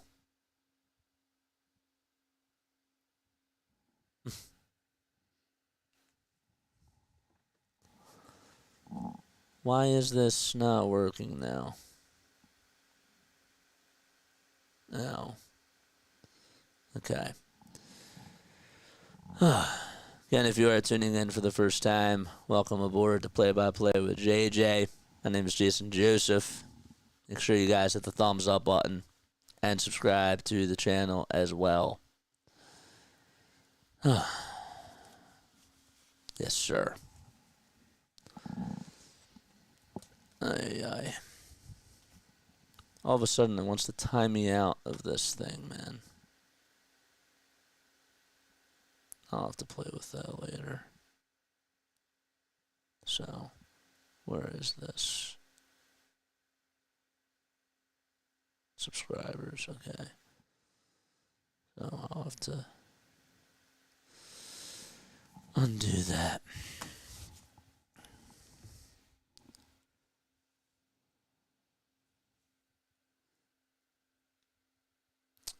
John Mark says, as much as we want to kill the Sixers for having $3 tickets, this is a really good opportunity for people that can't normally afford to go to games or people with young children. It's still NBA basketball with elite athletes. Bro, row 14, section 216A is $3. Wow. Holy cow.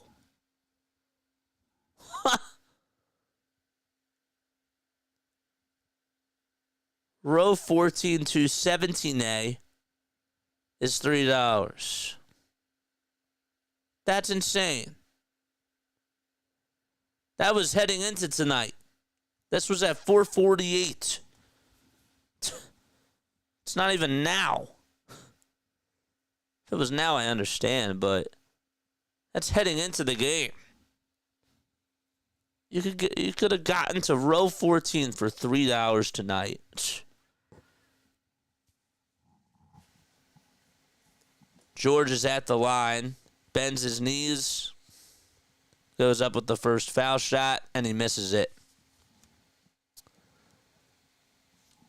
So Matas Buzelis got called for a shooting foul.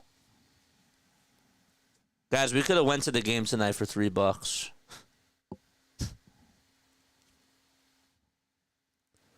Free throw number 2. That one's up, and it's good by PG. Excellent. 78-59 is the score. Josh Giddey will give it back over to Buzelis, and they dump it back off over to Kobe White.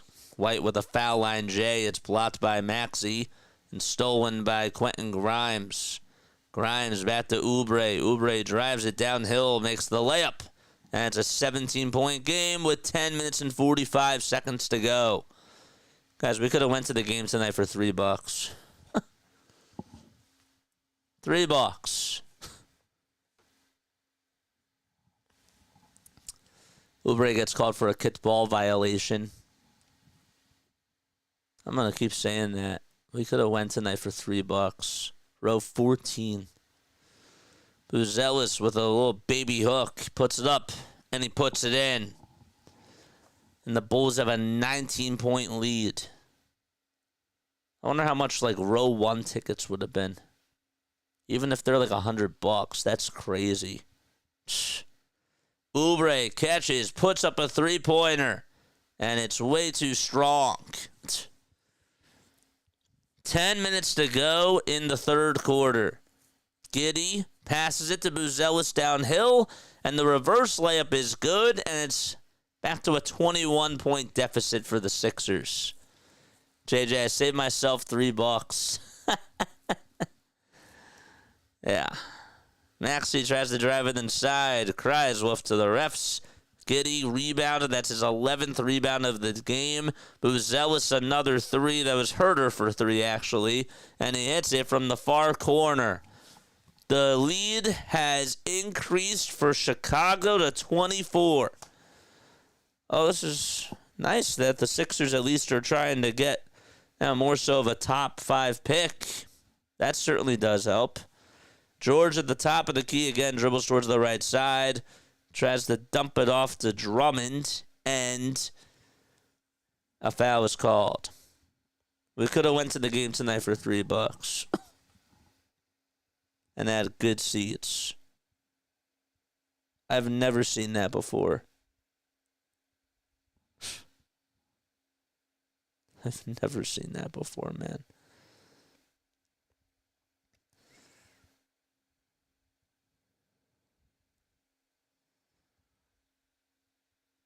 Yabusele is not back out there.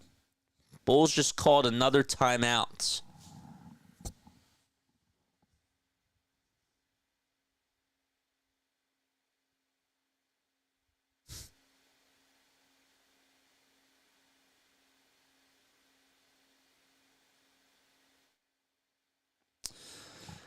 Aiden Laporta. Sixers are so bad, it's not even funny. Don't get me wrong, the Sixers have tons of issues, but it's been so clear that Nick Nurse can't be their head coach next season. This dude is only good when Embiid is healthy. Otherwise, we lose every game. Actually, I disagree. I think that Nick Nurse is better when he plays the younger guys. I disagree. And this year when he's playing Embiid and he's playing the older guys, they lose. Ay, ay, ay. $3, man.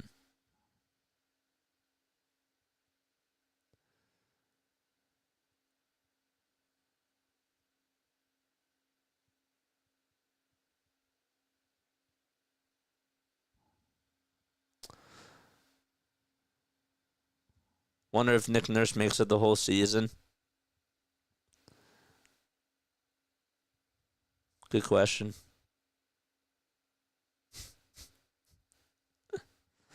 How are the Blue Coats doing? The Blue Coats are down by 3. 93-90. Maybe we should cover the Blue Coats for the rest of the year.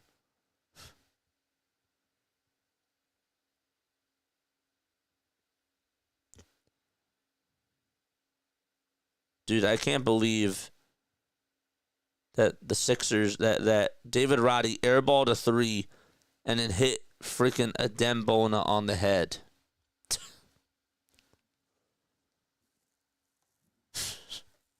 $60 a beer. That's probably like what they're doing. They're probably like upping the price in food just to get their money back. I could literally go to the game for $3. That's insane.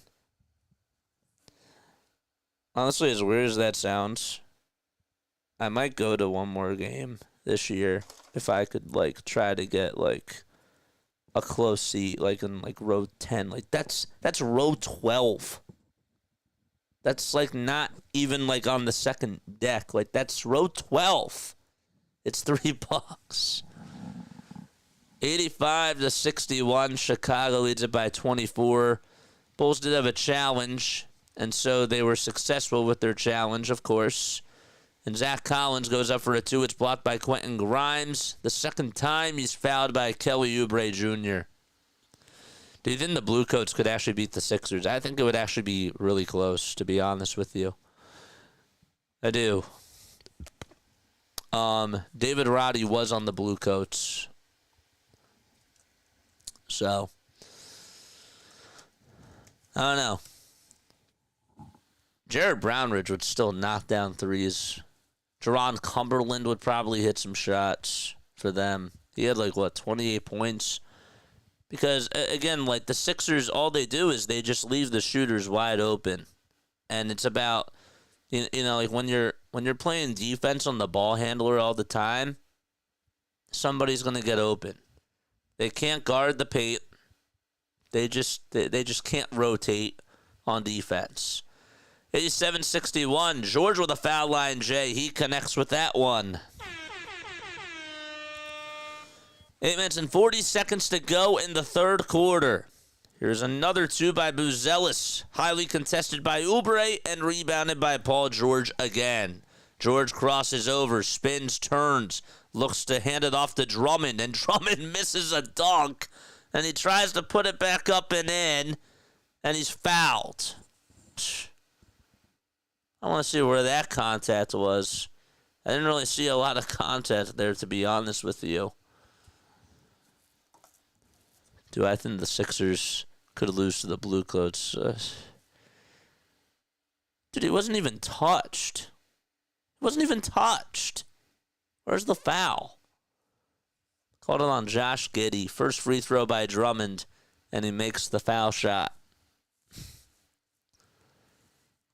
Sixers odds to win now are at plus 300, and for the Bulls, they're at minus 450. 7 points and 7 rebounds for Andre Drummond. Free throw number 2, it's good. And that makes it 87-65. Imagine going to a game now for $3 and also just getting the brickin' for chicken. Like, that's a really wild deal. Drummond steals it. Grimes tries to get it. It bounces off of his right foot. It's intercepted by Kobe White. Vucevic tries to go up against Paul George, and Vucevic lost the basketball. 8 minutes and 5 seconds remaining in the third quarter. 22-point deficit for the Sixers. Collins got called for a travel right before that. George crosses over 3 times, gives it back to Grimes for a wide-open 3. Grimes misses it. Giddey with the rebound. Josh Giddey swings it outside to Vucevic. They'll reset it with Kobe White. He gets a screen. Too easy on the 3. Maxey was getting picked on, and it was Oubre who was supposed to be guarding Kobe White and just couldn't get past his man. Drummond with a runner, and he airballs it. Quentin Grimes handed it off to Andre Drummond. He's just so terrible at finishing. Herter wide open 3, and the Sixers are getting absolutely stomped on by the Chicago Bulls. 28-point lead for the Bulls with 7 minutes and 16 seconds to go in the third quarter. 18 points for the Bulls already. They scored a season-high 75 in the first half. And timeout by Nick Nurse.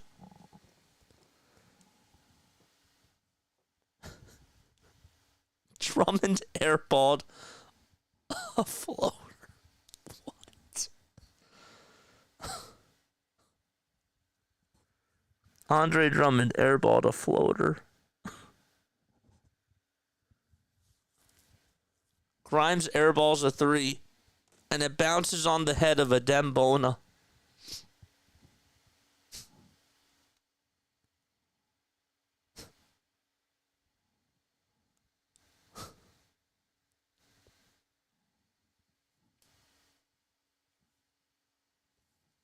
Nick Nurse is getting himself fired. Absolutely, he is.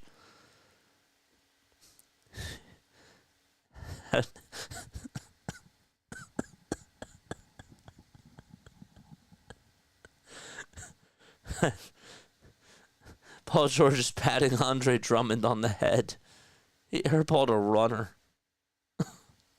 Oh my gosh. Really? Kevin Herter is 6 for 9 from 3.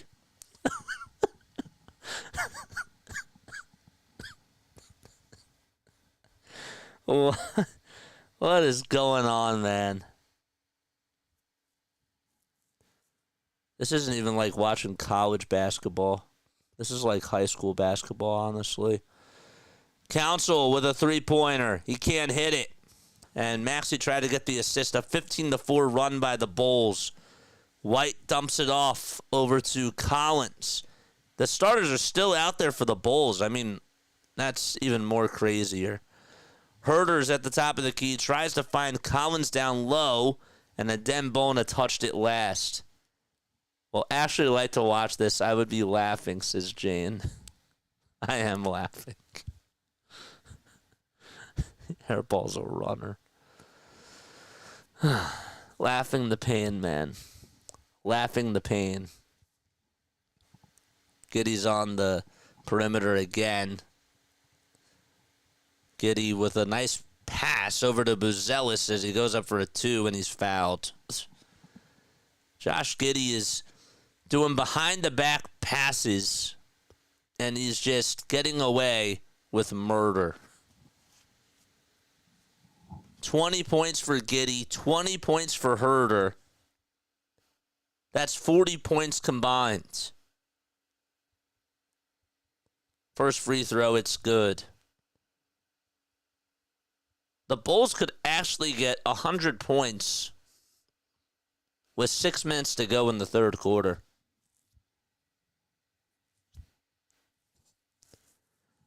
(94-65) is the score.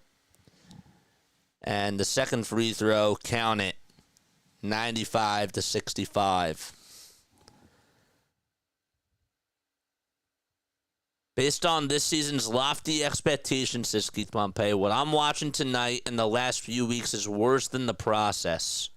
A struggling Bulls team is beating the Sixers 95-65 with 6:37 left in the third quarter. This guy covers the Sixers. He's a beat writer for them.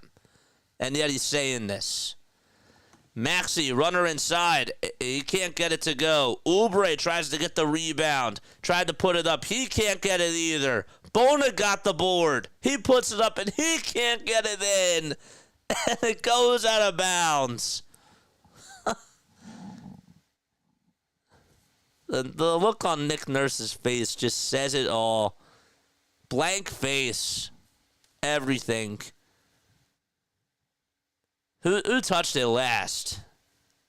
The Sixers are going to get the ball back. Council gives it up over to Bona, and the layup that he tries to make is no good. Second time he gets rejected by Kevin Herder, and he's fouled. First time that Bona tried to get up, and then Herder blocked it, and the second time he blocked it again. It's like those old sports bloopers on VHS tapes. This is all a compilation of best Sixers bloopers in one game. I'll never forget the play where we had 4 guys near the rim, and for some reason, out of all people, like Jason Tatum hops over Paul George with 3 other Sixers in front of him just standing around, and yet Tatum got the rebound.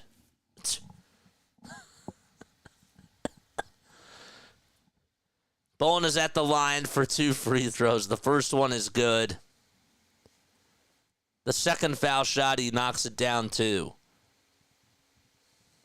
And it's 95-67. I forgot to play the chime. Excellent. Ay.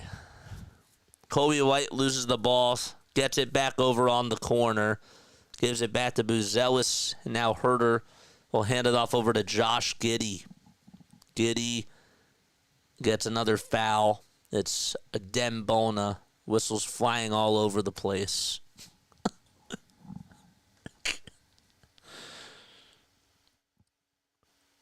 Brandon Graham is here at the Sixers game tonight, and you can tell he put his body on the line playing in the Super Bowl to win his second championship. Dude, the fact that he has to see this, it's just disgusting. That was according to John Clark, too. Is this the 1995 Bulls? Dude, Josh Giddey is looking like he's Michael Jordan out there. Maxey loses the ball. It's stolen by the Bulls again. Here's a layup, and it's good by Dalen Terry. Dalen Terry has 9 points, and again has only averaged about 3 points per game this year. Council with a floater inside, and he's fouled with exactly 5 minutes to go.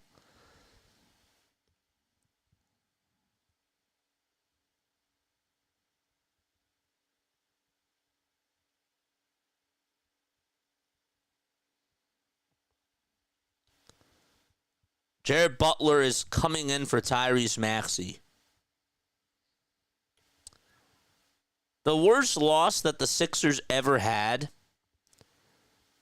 they lost 149 to 93 against the Supersonics. That was back in 92.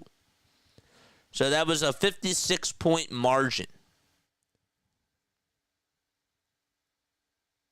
It's 97 to 69 with 4 minutes and 40 seconds left in the third quarter. White gets the ball knocked loose, and it's stolen by Jared Butler. Butler with a pass that was supposed to go to Bona. It's turned over again. Buzelis gets the steal and finds a wide-open Phillips who goes towards the rim, and it's back to a 30-point deficit. I know I want them to tank, but damn, man. We on track for history, dude. They also lost to the Mavericks in 2014-15 by 53 points. It was 123 to 70. That was the score then. They had a 52-point loss to the Charlotte Hornets back in 91. Another wide-open three by Huerter, and he got it. Kevin Huerter is going Ray Allen over the Philadelphia 76ers. The Sixers have only put up 11 points in the third quarter. The Bulls have put up 27. 3:55 to go. 102 to 69. And that's just in the third quarter. Another three by the Sixers, and they're human. That's actually, they're not even human right now. That's how bad they're missing. Kobe White again on the perimeter. Dumps it back off to Dalen Terry. White will get it back. He steps back over Paul George. Swings it inside to Buzelis. The floater is no good. That is the first time in 7 possessions that the Bulls have missed, and the Sixers got a rebound on the defensive side. There's a three by Council, and he can't get it to go, and it goes out of bounds. We're on the track for some history, folks. Welcome back to the Tankathon, says Chris Ollie. Bulls miss a shot. Council gets it for the Sixers. Butler now in the paint, looking for some help. Dumps it back to Paul George over on the perimeter. And George tries to go for a 2 and gets it blocked from Chicago. Dalen Terry blocked it, and the Bulls get a rebound as it goes out of bounds. Last touch by Paul George. Midnight House says, this is not going well. Oh, this is going great, man. Guerschon Yabusele and Quentin Grimes are not returning tonight. White with a slam. As he goes down the lane, he went down Broadway, and he just put up a dunk. 50s all over, if that was a dunk contest. That's how ugly it is. 104 to 69, and you can hear the boos flying down at the Wells Fargo Center.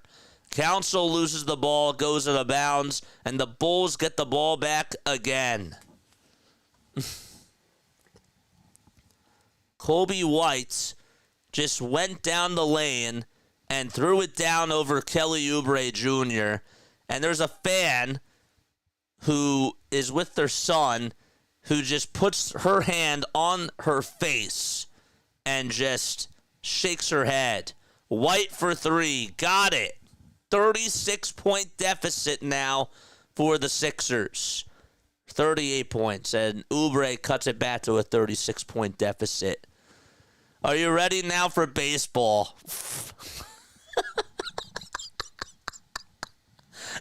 White from long distance again. In and out it goes. Oh, he almost had it from 29 feet. He was showing off.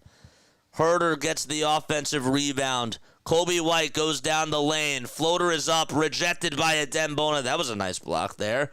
Butler tries to drive it inside. Floats it up and floats it in. Oh, my gosh. Are you ready for baseball now, JJ? That's like one of the funniest comments. Another 3 by the Bulls. No. Council had the ball, lost the rebound, and Terry puts it up and in with 2 hands. Butterfingers. What? And a timeout by Philadelphia. What am I watching? What is this? He had the rebound, and it's like he was an infielder and the ball just popped out. I feel like I have been looked at 69 for an hour. Ay.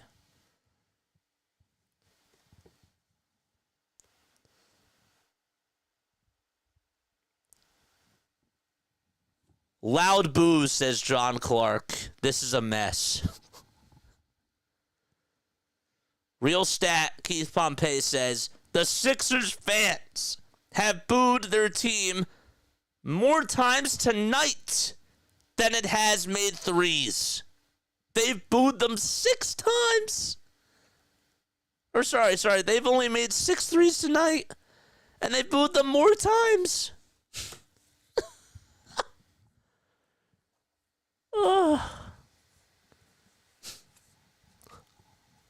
To the Bulls.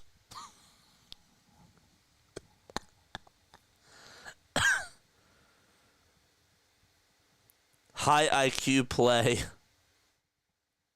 They have a high IQ play graphic. That was not a high IQ play. Ricky Council loses the ball, forgets how to catch a rebound, and the Bulls get a dunk. That's a high IQ play. I know that they got to get their sponsors in, but jeez. Oubre tries to drive it inside, hangs onto the rim, gets the ball not to lose, but he's fouled. I'm excited for tonight's post-game press conferences.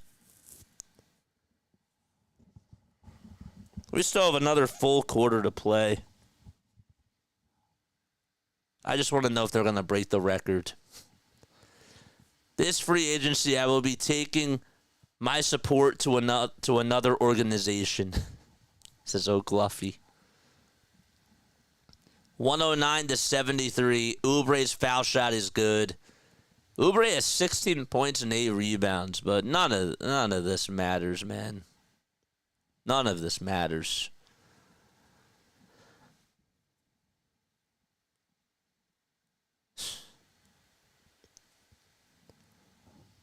The second foul shot, it's good by Oubre.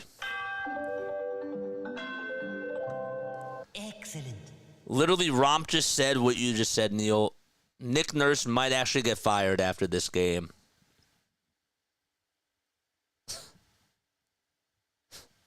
Another foul is called on Oubre. That's his 3rd personal foul. So long, Nick Nurse's snowman. Yep. Keith Pompey, what did Keith Pompey said? They've also chanted for the Eagles, says Sam DiGiovanni, and Keith Pompey replied to Sam and said true.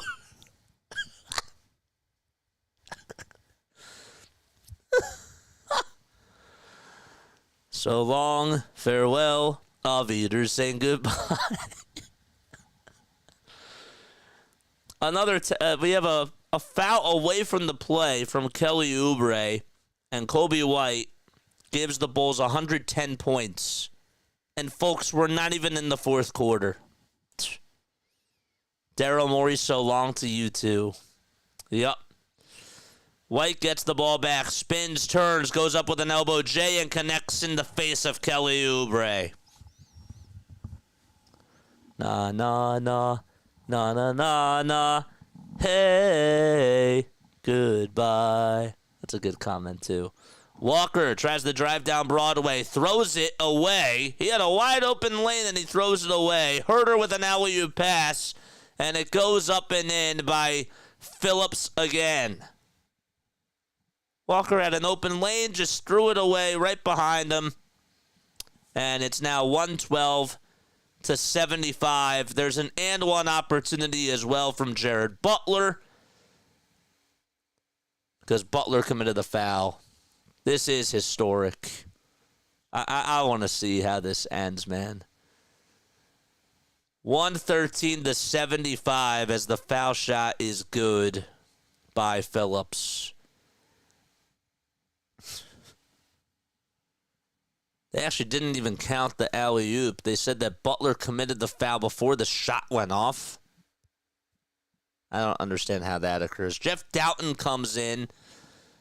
Lonnie Walker's still out there. The second foul shot is missed, and the Sixers grab a board. Doughton gets at the top of the key. The Sixers have just 2 timeouts left, and they're not even in the fourth quarter. I remember a game when they had no timeouts going into the fourth quarter. That was like years ago.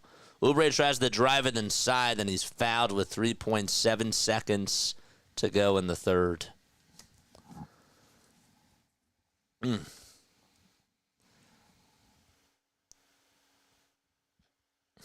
Lonnie is going to be an elite tank commander, says Mike.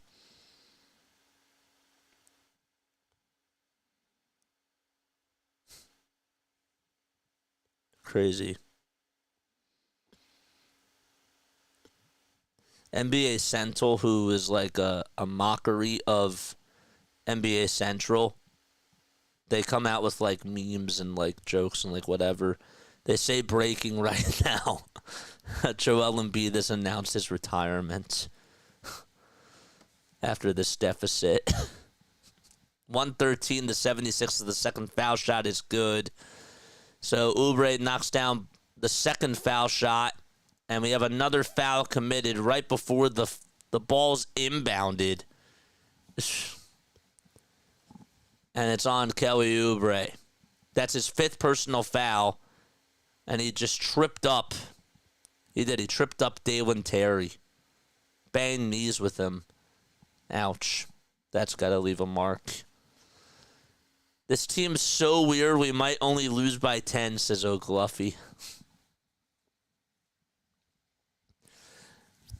I think it's going up to 50. First free throw is good. A 40 to 18 outburst by the Bulls in this third quarter. BST Sports says, don't even know what to say about this team anymore. You just gotta laugh, man. You gotta smile. You gotta laugh. Second foul shot by Dalen Terry, knocks it down.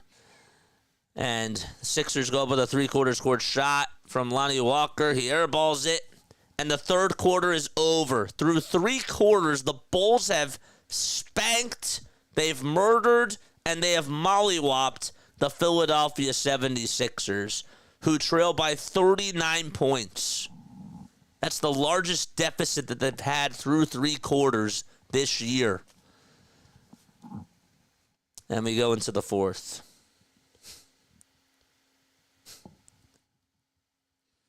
Jan, you are a true gambling man.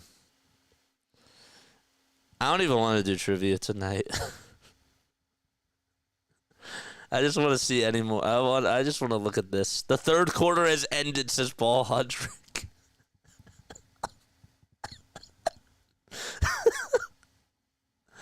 These are Sixers writers. These are guys that are covering the team. I really want to hear like what Tom McGinnis is saying right now.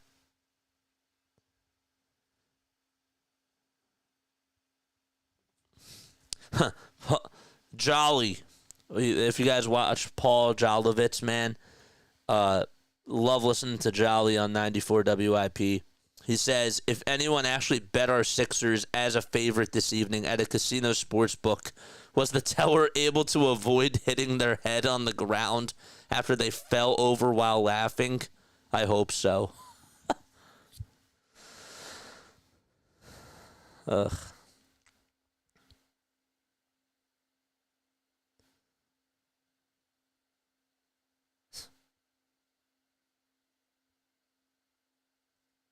Bro, Brandon Graham must be so ashamed.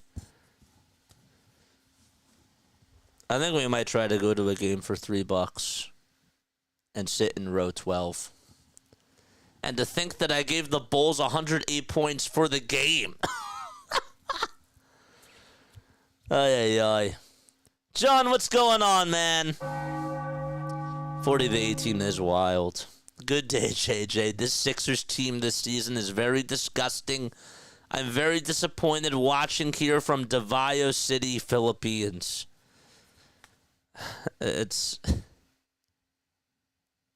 Yeah, disappointed. That's an understatement.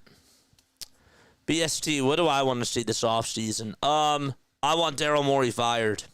I want Nick Nurse fired. That's where it starts.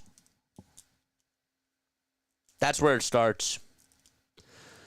Jeff Doughton Jr. starting off the fourth quarter with David Roddy, Jared Butler, Lonnie Walker the fourth, and Ricky Council. There's not even a 5 out there. Ricky Council's the 5. There's a shot that goes up and it's no good. Josh Giddey, Kobe White. The starters are still out there for the Bulls. I mean, they want to make this a 50-point deficit. There's one bucket as vucevic throws it down with 2 hands. And that puts the deficit now at 41. At 41 points. Another rebound by Josh Giddey. Giddey outside to vucevic. And here's another 3-pointer. He can't make it. Oh, darn it.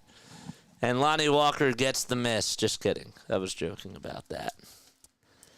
It's Phillies catcher Rafael Marchand's 26th birthday. Happy birthday to him. Happy birthday, Rafael. Doughton goes down the lane. Kicks it out. Here's Roddy for 3. And it's short again. The Sixers have only made 6 threes today. And yet Keith Pompey said that they've actually booed more times than they've hit threes. Giddey again over at the top of the key. Drives it down low, and he's fouled by Butler. I love this. I don't have to worry about a first-round exit, says O'Gluffy. Isn't that beautiful? See, like, I love how you guys are taking this. I really do. I really love this. Yeah. What needs to happen in the offseason? First, Daryl Morey.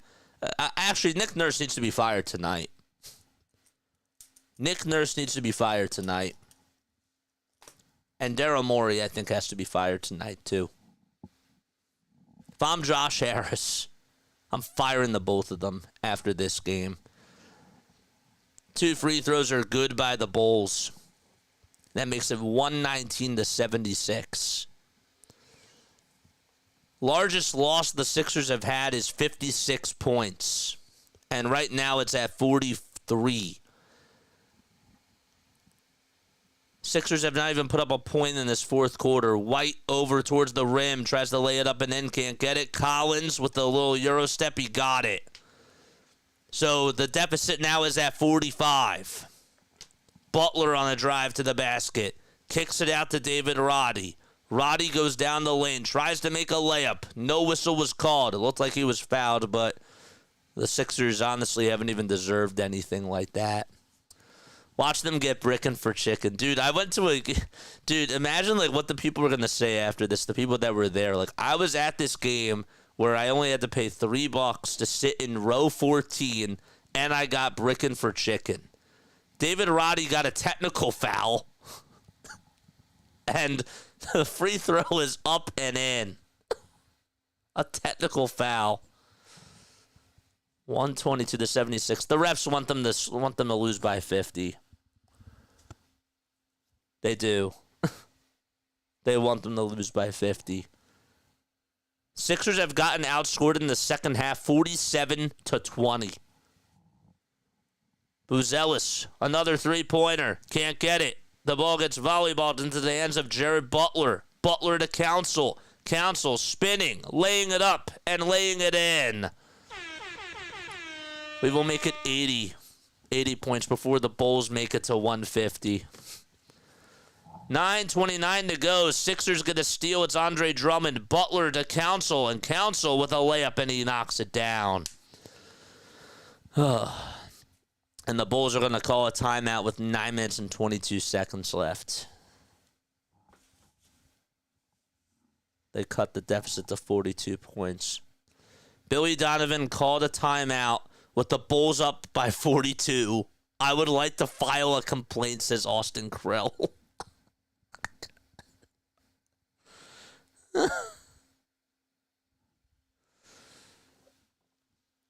The wheels have really come off the Sixers wagon, says Doug.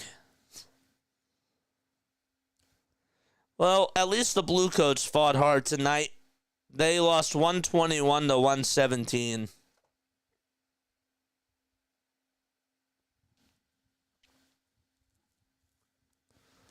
Bulls have already put up 122 points, and we're not even 3 minutes into the fourth quarter. If you guys are rocking with me, please make sure that you hit the thumbs up button and subscribe to the channel as well.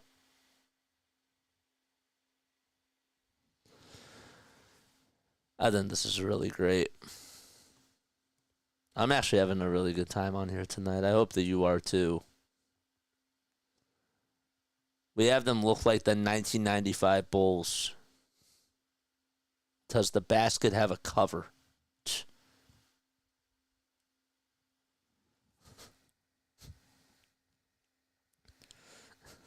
I'd pay more for parking than I would for a ticket if I went to the game. I just can't fathom that.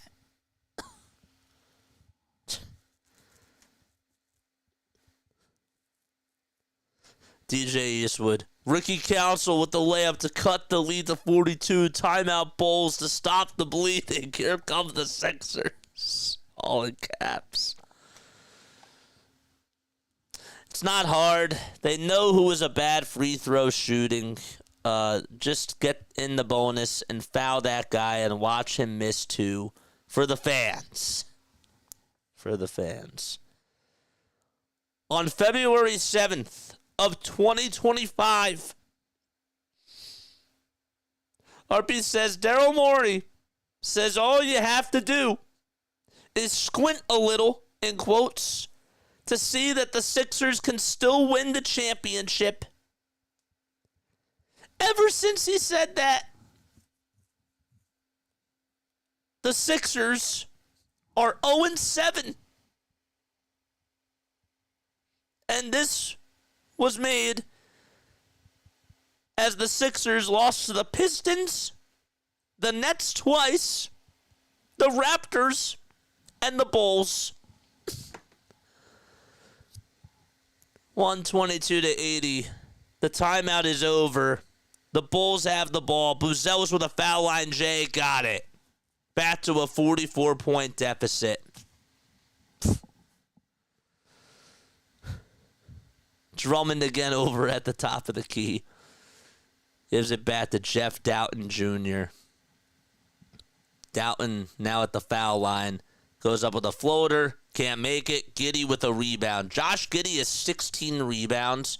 I mean, I don't even know why they're playing their starters. I think that's just as embarrassing at this point. And there's freaking Buzelis tried to go up with a one-handed jam and he missed it. He was trying to throw down the house, and the ball literally went into the back court. Here's Walker with a catch-and-shoot three-pointer. Can't get it. Trey Jones got the board. They dropped 40 and a quarter, says Denbrew. Yikes.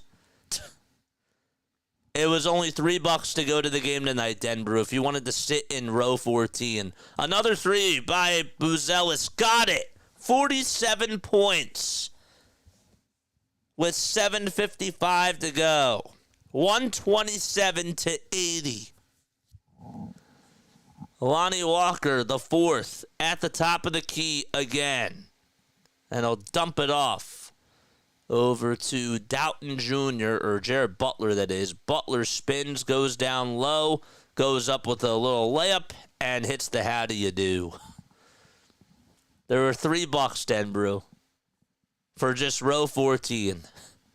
And that was at 4 o'clock today. Giddey for three. Got it. He got it. It's a 48-point deficit. A 15-6 run by the Bulls. Doughton with a dump-off pass to Drummond, and Drummond is fouled. Again, the largest loss that they've ever had was 56 points.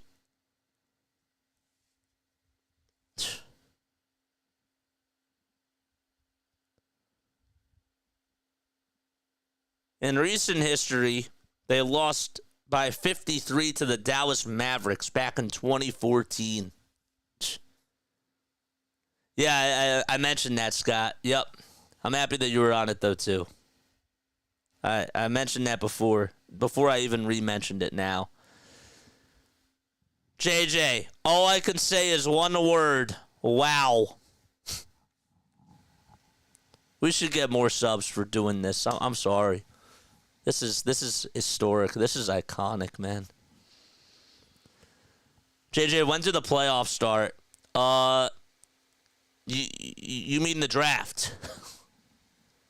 130 to 84, second foul shot. It's good. Excellent. Vucevic tries to hand it off, gives it back to a three-point shooter, and the Bulls can't even make it. It's Carter who comes out there, along with former Laker Talen Horton-Tucker. Forgot he was even in the league, to be honest with you. Council will try to drive it inside. He lays it up and he lays it in. He's been making a lot of layups. Hi, welcome to the Harlem Globetrotters. Yeah. Little penetration from Horton-Tucker. Gives it back. Here's a straight-on three for the Bulls. They got it. They got it to go. 133 to 86. And yet we're almost halfway done the fourth quarter. A floater by Doughton Jr. He misses it. And Horton-Tucker gets it back on the far wing. Another three. Andre Drummond says, you're not going to make that. For all team, not us, I know that we're out of it. Yeah, Daryl Morey and Nick Nurse need to get fired after tonight. Drummond misses a layup again. Couldn't even get full possession of the ball. Here's another wide open three, and it's good. A 50-point deficit. The Sixers are down by 50 points with 5.5 minutes to go. Drummond lost the ball, and it goes out of bounds. It's last touch by the Bulls. We're down by 50.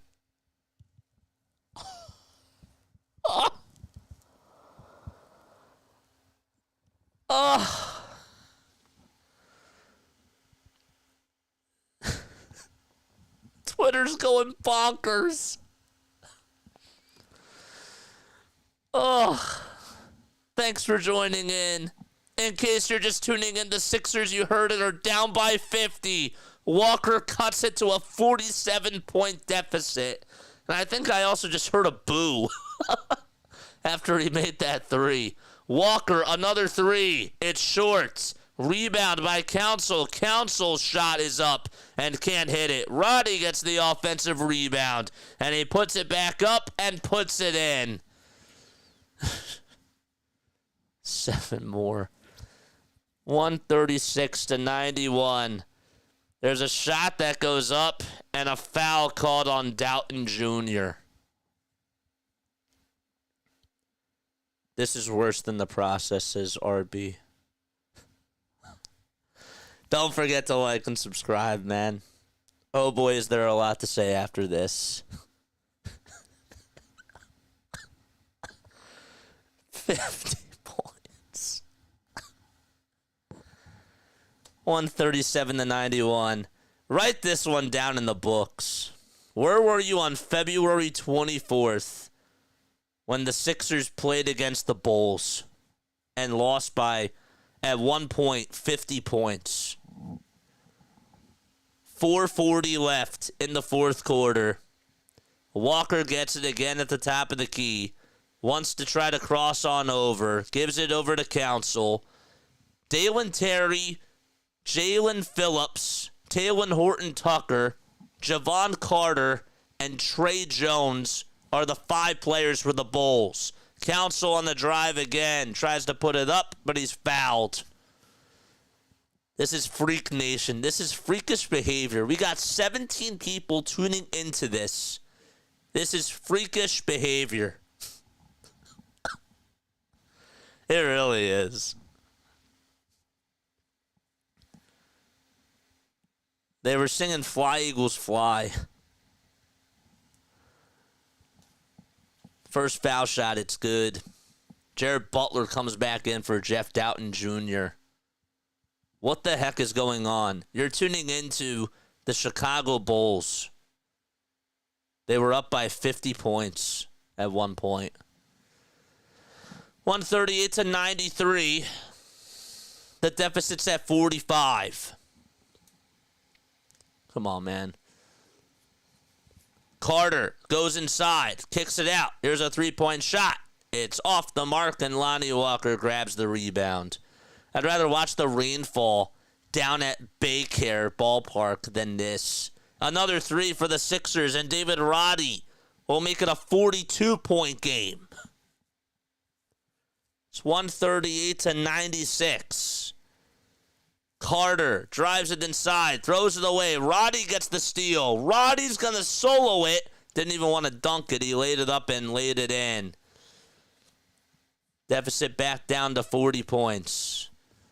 So the Sixers are on like a 10-2 run. And there's a little floater. That's no good. Lonnie Walker, the fourth, grabs the rebound for Philadelphia. Dumps it back off to Roddy. Roddy with a heat check. He got it. Actually didn't even hit the shot, but he got the heat check. So, and Williams dumps it back off again over to Phillips. Sixers were down by 1.50 in this game. The only highlight would be if the Eagles showed up. Oh, actually, Doug, Brandon Graham is there. They showed a picture of Brandon Graham there. He's there. Roddy, wide open three. Airballed it. And it goes out of bounds. And a timeout taken by the Sixers with 2 minutes and 39 seconds. Nick Nurse has that look on his face that just says, I'm getting fired after this. Poor Brandon.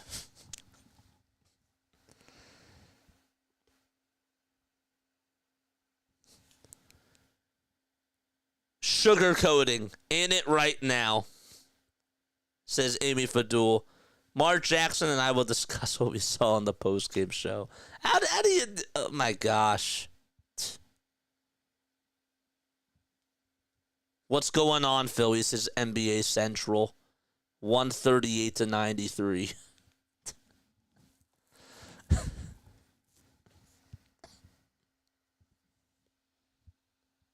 Wow. Brandon Graham.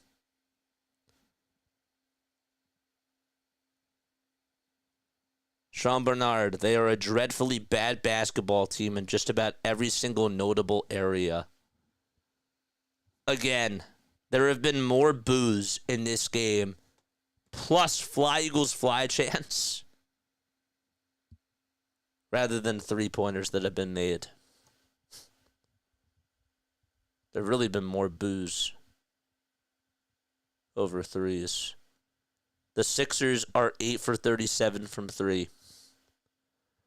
They actually are winning one category in this game, and that is rebounds. They have more turnovers. They're tied for steals. They're getting out-assisted, but they have one more rebound than the Bulls do. So there you go. There's a positive for all those people that wanted to have a positive. The Sixers' largest lead was 2. Bulls' largest lead was 50. They're feeling bad, so they're just giving them points. We're so bad we can't even lose properly, says O'Gluffy. Oh, this is a proper way to lose. It's just sad that they're actually doing it properly while trying to win. That's the sad part. That's the sad part. You can build a shack-sized mansion with all the bricks the Sixers have made tonight. I don't even want to say this, but I was looking at the first 5 rows of this game, and I saw at least, when they were showing one side of the court, I saw at least like 12 seats that were empty just in that shot. Now everybody from the... Dude, there's people that are moving up to like the second row. There's like only... Now it's pretty much almost vacant. It's like everybody who is at the top is just all down on the ground floor. Roddy with a three-pointer. Got it. 138 to 101. So David Roddy says, we're not going to be losing by 50 tonight, guys. We're going to cut it to a 37-point deficit.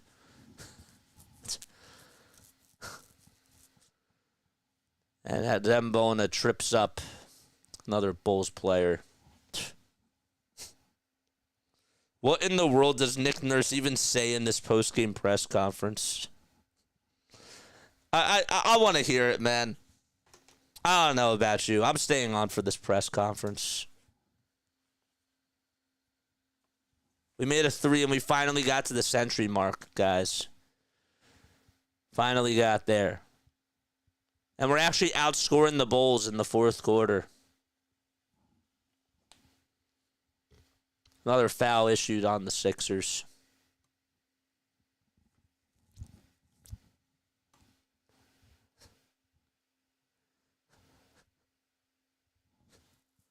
I'm packing my bags. Goodbye, Philly, says Midnight Hal. So long, farewell, auf Wiedersehen, goodbye. I hate to go and leave this pretty sight.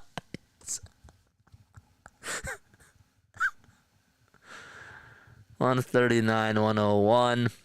Second free throw, and it's good, and the Bulls have 140 points. Sixers fans are chanting, Roddy, Roddy, Roddy. As two-way forward, David Roddy has scored all 10 of his points in the fourth quarter. Dude, I got to get that soundbite. Roddy, Roddy. Ugh. There's another 3 by Jared Butler. That's the 7th 3 that the Sixers have made today. Julian Phillips makes a 2 on the other side. There's 95 seconds left in this back and forth game that the Sixers have had. And by back and forth, I mean back and forth between a 40-point deficit and a 35-point deficit. Here's another catch-and-shoot 3 for the Bulls. That's no good. Making them look like the 95 Bulls. Yeah. Council with a layup inside. He puts it up, and he puts it in. So, that's how you do it. PG planning his podcast. Maxey looking for help. Roddy is getting an extension after this game. 58 seconds left. Walker's at the top of the key. Drives it inside. Layup is good. It's down to a 32-point deficit. At one point, it was 50, and now it's at 32. Only 45 seconds left to go. Just down by 11 threes, man. You just got to cash in 11 threes. That's it. Did MJ come out of retirement? Another 3 for the Bulls. They miss it again. The largest point margin the Sixers have ever lost is 56. So while it may feel that like the worst loss in team history, it isn't, says Zach. Oh, come on, man. I mean, come on. This, you got to have context behind this too, man. There's about half a second differentiate in the shot clock from the game clock. And the Bulls are going to just let this thing ride out. And the rest of the maybe just double figures Sixers fans that are there are ready to, they clap and they walk out. Some of them are actually leaving from the tunnel. And that's going to wrap it up. The Sixers get absolutely destroyed. And the score, the final score doesn't even dictate it. They lost by 32 points. But at one point, we're down by 50 to the Chicago Bulls. The 22 and 35 Chicago Bulls, who were on a 7-game losing streak. A 6-game losing streak, and the Sixers were on a 7-game losing streak. What's your major takeaway, says Keith Pompey?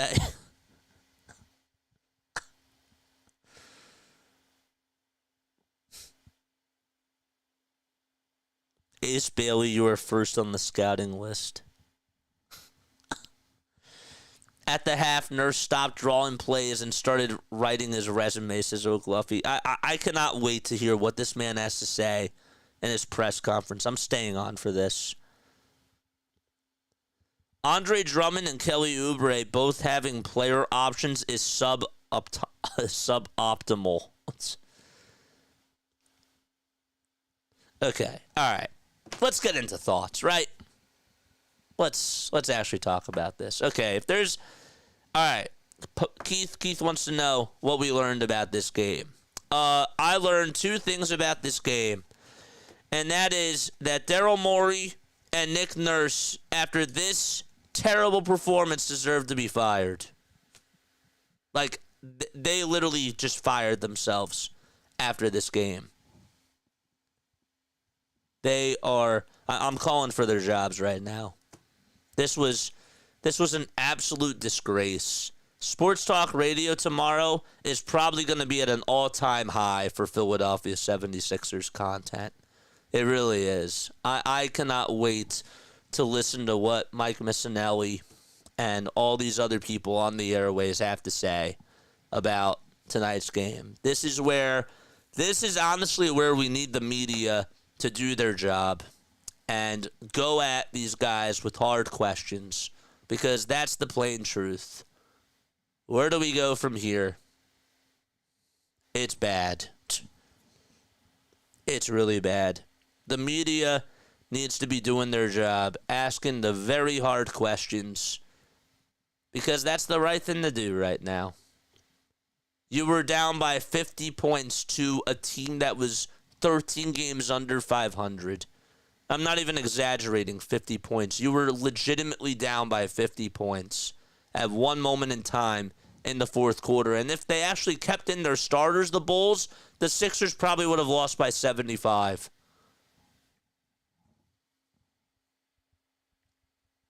That's where we are.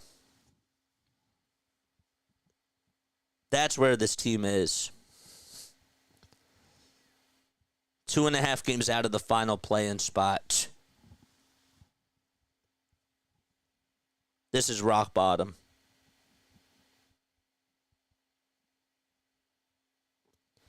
Kyle Newbeck says the Sixers quit. The only question is if anyone cares to do something about it, or if this is what it is. What we're in for the rest of the way. I hear you and I agree with you, but what could Nurse do better? Nothing. I'm with you with Joel Embiid being hurt, and like that's hard.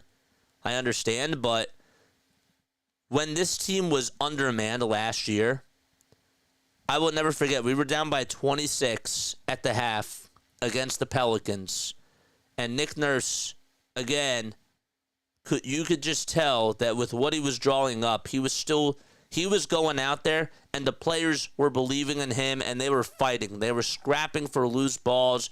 They were, you could still see design plays and everything. Right now, like when I'm watching this team, the design plays are dump off passes, and that's it. Or they'll actually just drive it into the lane, and for no reason, Lonnie Walker IV kicks it out to somebody, and it gets stolen. He has a wide open lane, and he's just kicking it out for no reason. Andre Drummond's airballing layups. Quentin Grimes airballed a 3, and it bounced off the head of a Dembona. Have you ever seen that? In high school, I have. I've never seen that in an NBA game.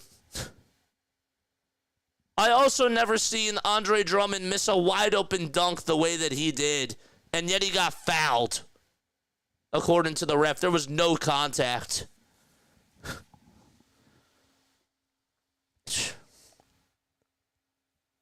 What a team.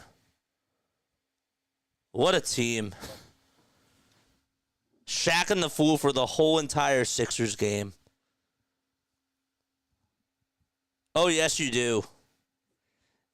This tape that the Sixers put out for you tonight needs to be studied by high school teams. of what not to do. We were talking about in the Super Bowl how the Eagles dialed up an excellent game plan against Patrick Mahomes, and I said specifically that that needs to be an example for high school teams of like what to do and how to take down a dynasty. Like, there's so many things that you could study from offensive schematics and defensive schematics on how to properly take down a team. That's what the Eagles did in the Super Bowl. This is the exact opposite. This is literally showing high school teams what not to do. The creativity for the play calling is literally just kicking it out to nobody and just having it go out of bounds, or just kicking it out for no reason when you have a wide open lane, just to drive it down and just to try to make a play for whatever it is. At least we still have the most missed dunks in NBA history. I cannot wait for Paul George's podcast tomorrow. Mysterious old lady flips tarot card revealing a basketball team that wears red, white, and blue, crapping their pants and shooting the ball into their own team's basket or their own teammate's head. That's what Sam DiGiovanni says. They've dropped 10 out of their last 16 games, or 10 out of their last 11 games. JJ, sorry I missed the stream. Dude, you missed an all-time epic meltdown. You missed. This was actually, I'm not going to lie, it was so bad that it was special. It was so bad that it was special.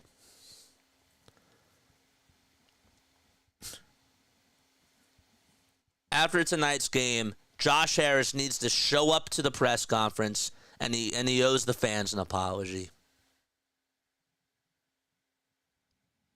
Daryl Morey owes the fans an apology. Elton Brand owes them an apology. This was awful. This was a flat-out disgrace. I don't know if I want to watch this, Stoney. I can't wait to watch the lottery is all I'm going to say. I can't wait. One of the most stunning things that I remember seeing tonight is Josh Giddey.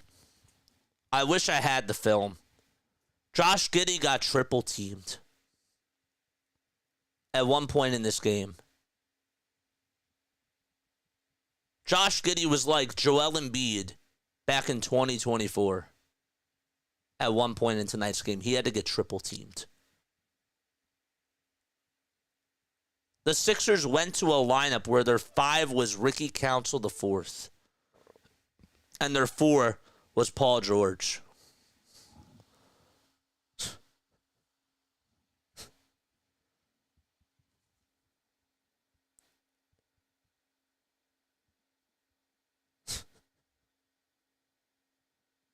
Can't even put it into words.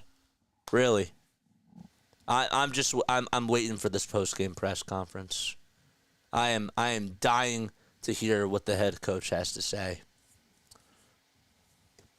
But yes, the owner owes them an apology. The GM owes them an apology. And Brandon Graham watched an absolute disgrace. Cooper Flagg does look good in the blue. Well, I'll tell you something else. Does Cooper Flagg even want to be here? If Nick Nurse is going to be the head coach, and if Daryl Morey is going to be the GM, is that even going to solve anything? I'm at that point. It's not even just tanking the season now. Like, this is the thing I learned tonight. Is that this organization has to go. Like, Josh Harris has to sell the team, or Daryl Morey and Nick Nurse have to get fired. This was terrible. Absolutely awful. That is an absolute embarrassing score, bro. You let up so many points. So you were down by 50 at one point. Yes, because Maxey will get help, says O'Gluffy. I agree. And I like Jared McCain. And I like Justin Edwards. But Paul George and Joel Embiid are still going to be here.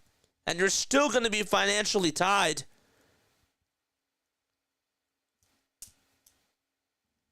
I mean, my gosh.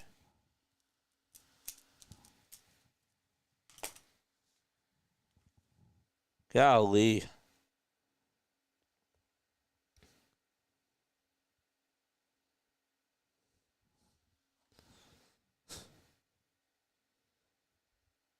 Is he speaking to the media yet?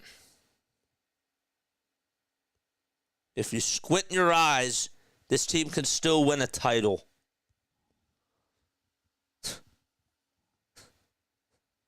They're 0-7 since Daryl said that.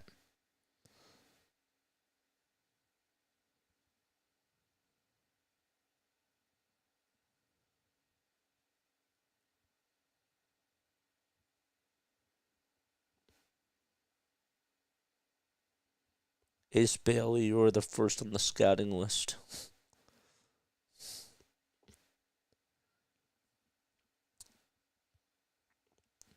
I like Ace Bailey.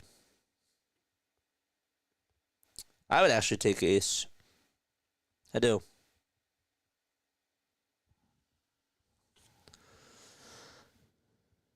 And also, this is a terrible look for the NBA, too. The NBA, actually, if I'm being honest with you, Adam Silver should actually fine the Sixers for just losing by 50.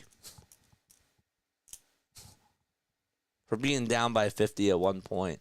The Sixers actually should get fined for that. Let me know if you agree with that or if I'm taking it a step too far. The Bulls scored more points in 3 quarters than the Sixers did in 4.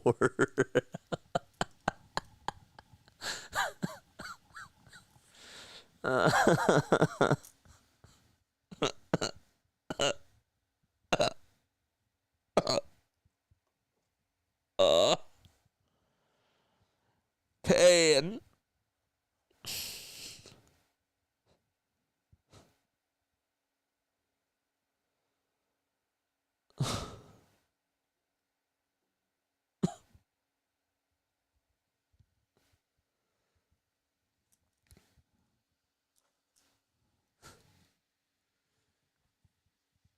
The Oklahoma City Thunder, think about it like this.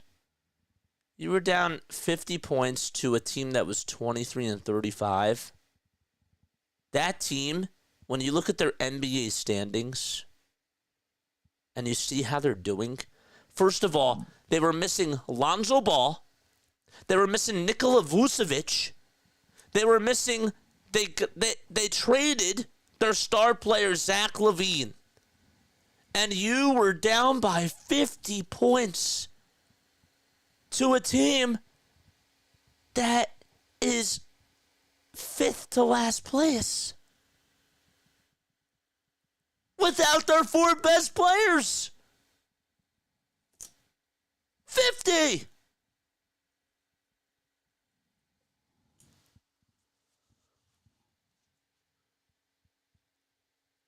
Oh, is that stunning? The Pelicans could have beat the Sixers tonight by like 30 points. Or the Wizards, the 9-47 Washington Wizards probably would have beaten the Sixers tonight. My gosh. Is this guy going to speak or what? What you think about Mike Brown for head coach? Daryl Morey has to get fired. That needs to be the first thing.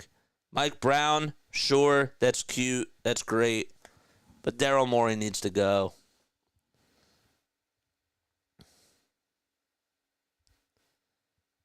Tyrese Maxey had 13 points tonight and was 3 for 10 from the field.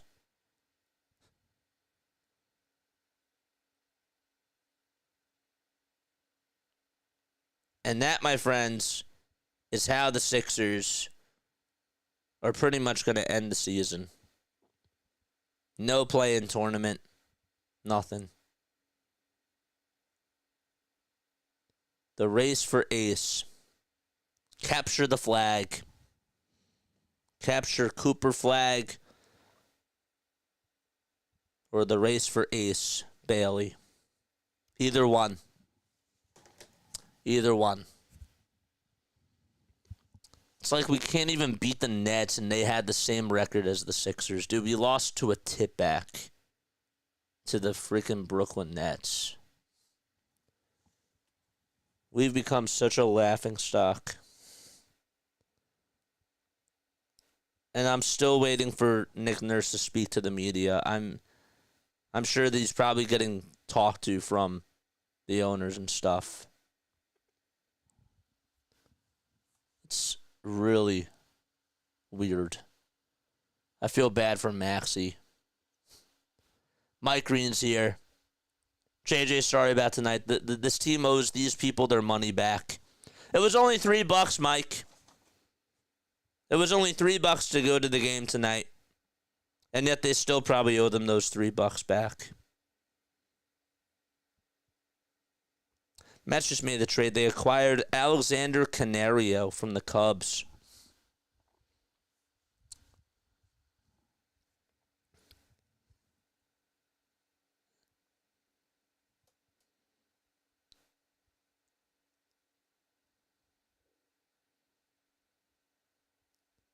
Absolutely wild.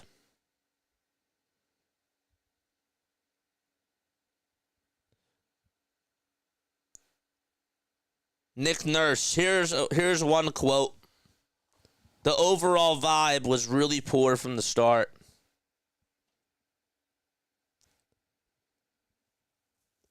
Since trading away Zach LaVine, according to Zach Chiavolella, who covers the Philadelphia 76ers and is a beat reporter for WIP and for Philadelphia Sports Nation.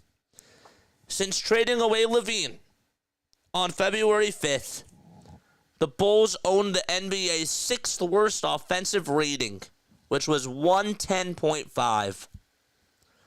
Among the 5 teams with a worse offensive rating in that time are the Hornets, the Nets, the Raptors, the Heat, and you guessed it, the 76ers, who were at 110. And tonight, that team put up 142 points against the Sixers.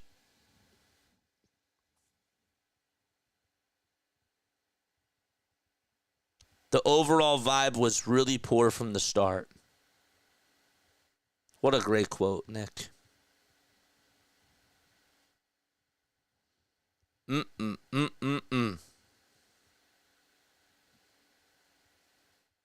Howard asking, the Philadelphia 76ers are the biggest disgrace.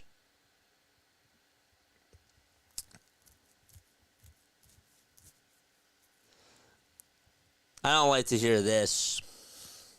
Guerschon Yabusele has a corneal abrasion in the right eye. That's not good. My brother had that.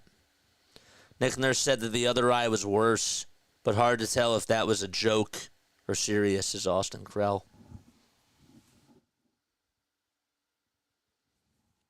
Did this team quit on Nurse? I think that Nick Nurse quit on the team. I think Daryl Morey has quit on the team. And I think that the team has quit on the team. They were just jogging up and down. That's the only good thing that they did tonight. That wasn't even a good thing. Their jogging was really slow anyways. It was so bad.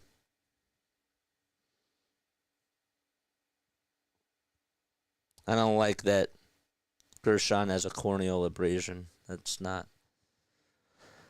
annoying. But I can't even be upset about that. I just cannot fathom that we were down 50 points. This is way worse than the Phillies. We can say bad things about the Phillies all that we want. But imagine imagine if the Phillies just looked at or just swung at every single pitch in the ball game. That's how bad this was. That's sort of like the equivalent to this.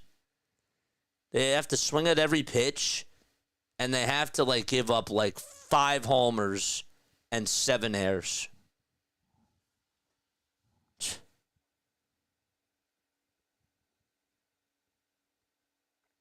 That's the equivalent to losing by 50 points.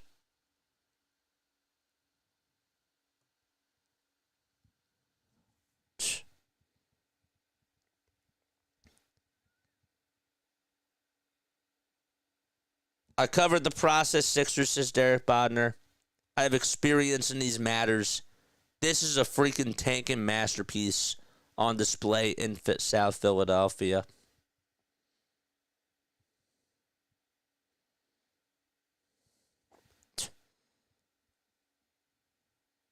Any more quotes from Nick Nurse?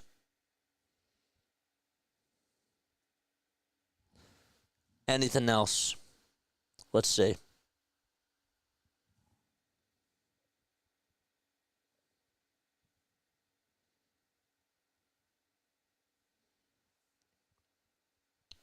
The overall vibe was really poor from the start.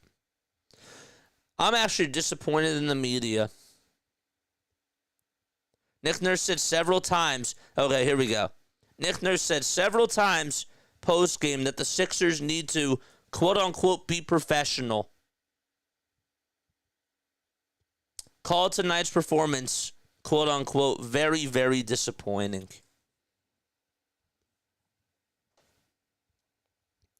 Sixers are only 10 games above the Washington Wizards for last place.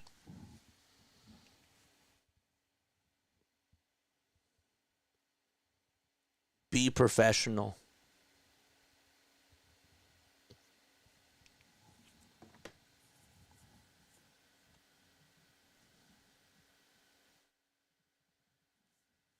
Nothing he could say, man.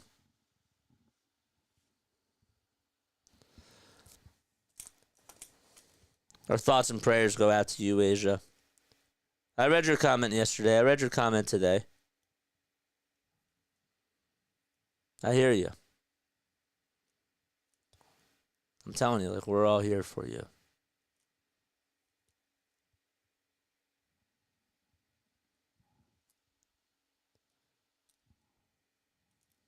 That's it for Nick Nurse.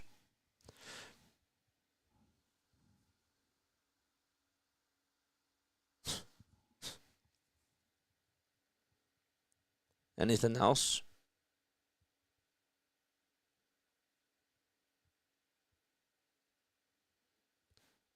Look at Brandon Graham during the Sixers Bulls game.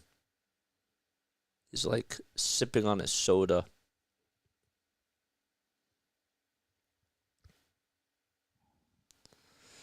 If you're going to tank, you just can't go out there and make it look too obvious. Got to play it up some. Like a receiver in football on a rub.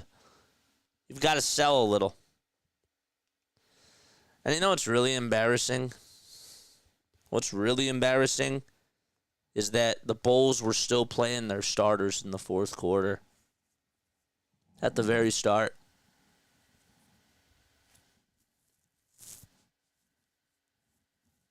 That's real, and I say that because the Bulls, what are they even trying to do? Don't they want to try to go down for a draft pick, a high draft pick?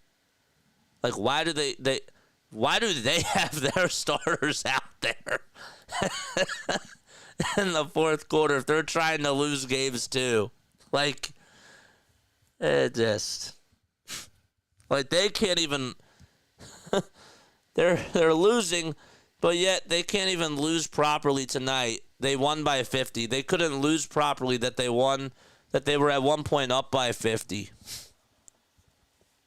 That's embarrassing too. That's just as embarrassing.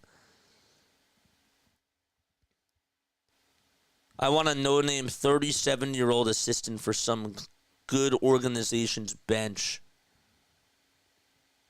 This is Mike. All right. One word to describe that game, and then I'll sign off. I will sign off after I hear one word to describe that game.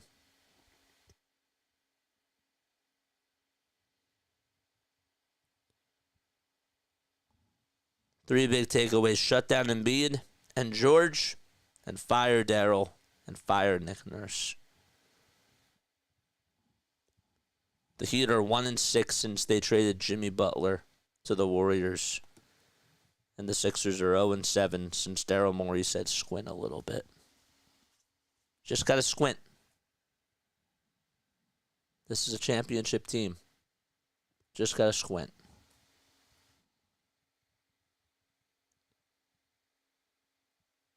Sixers out-rebounded the Bulls 47-44. Bulls shot 51%. At one point, they were shooting 62% from the field.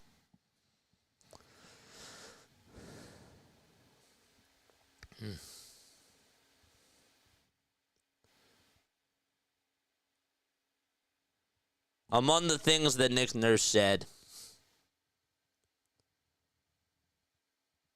I don't know if they started tonight, was the quote. He said, when asked if the team gave up. This team lacked energy, life, and vibe. And he emphasized professionalism. So, all right. If you guys got no words to describe that, then I'm going to sign off. All right. I love you all. And I will catch you all on the next one. Tomorrow afternoon we'll be live for another Phillies game. And I will see you all then, man. All right? Take it easy. Laila Tov. Good night. Go Phillies.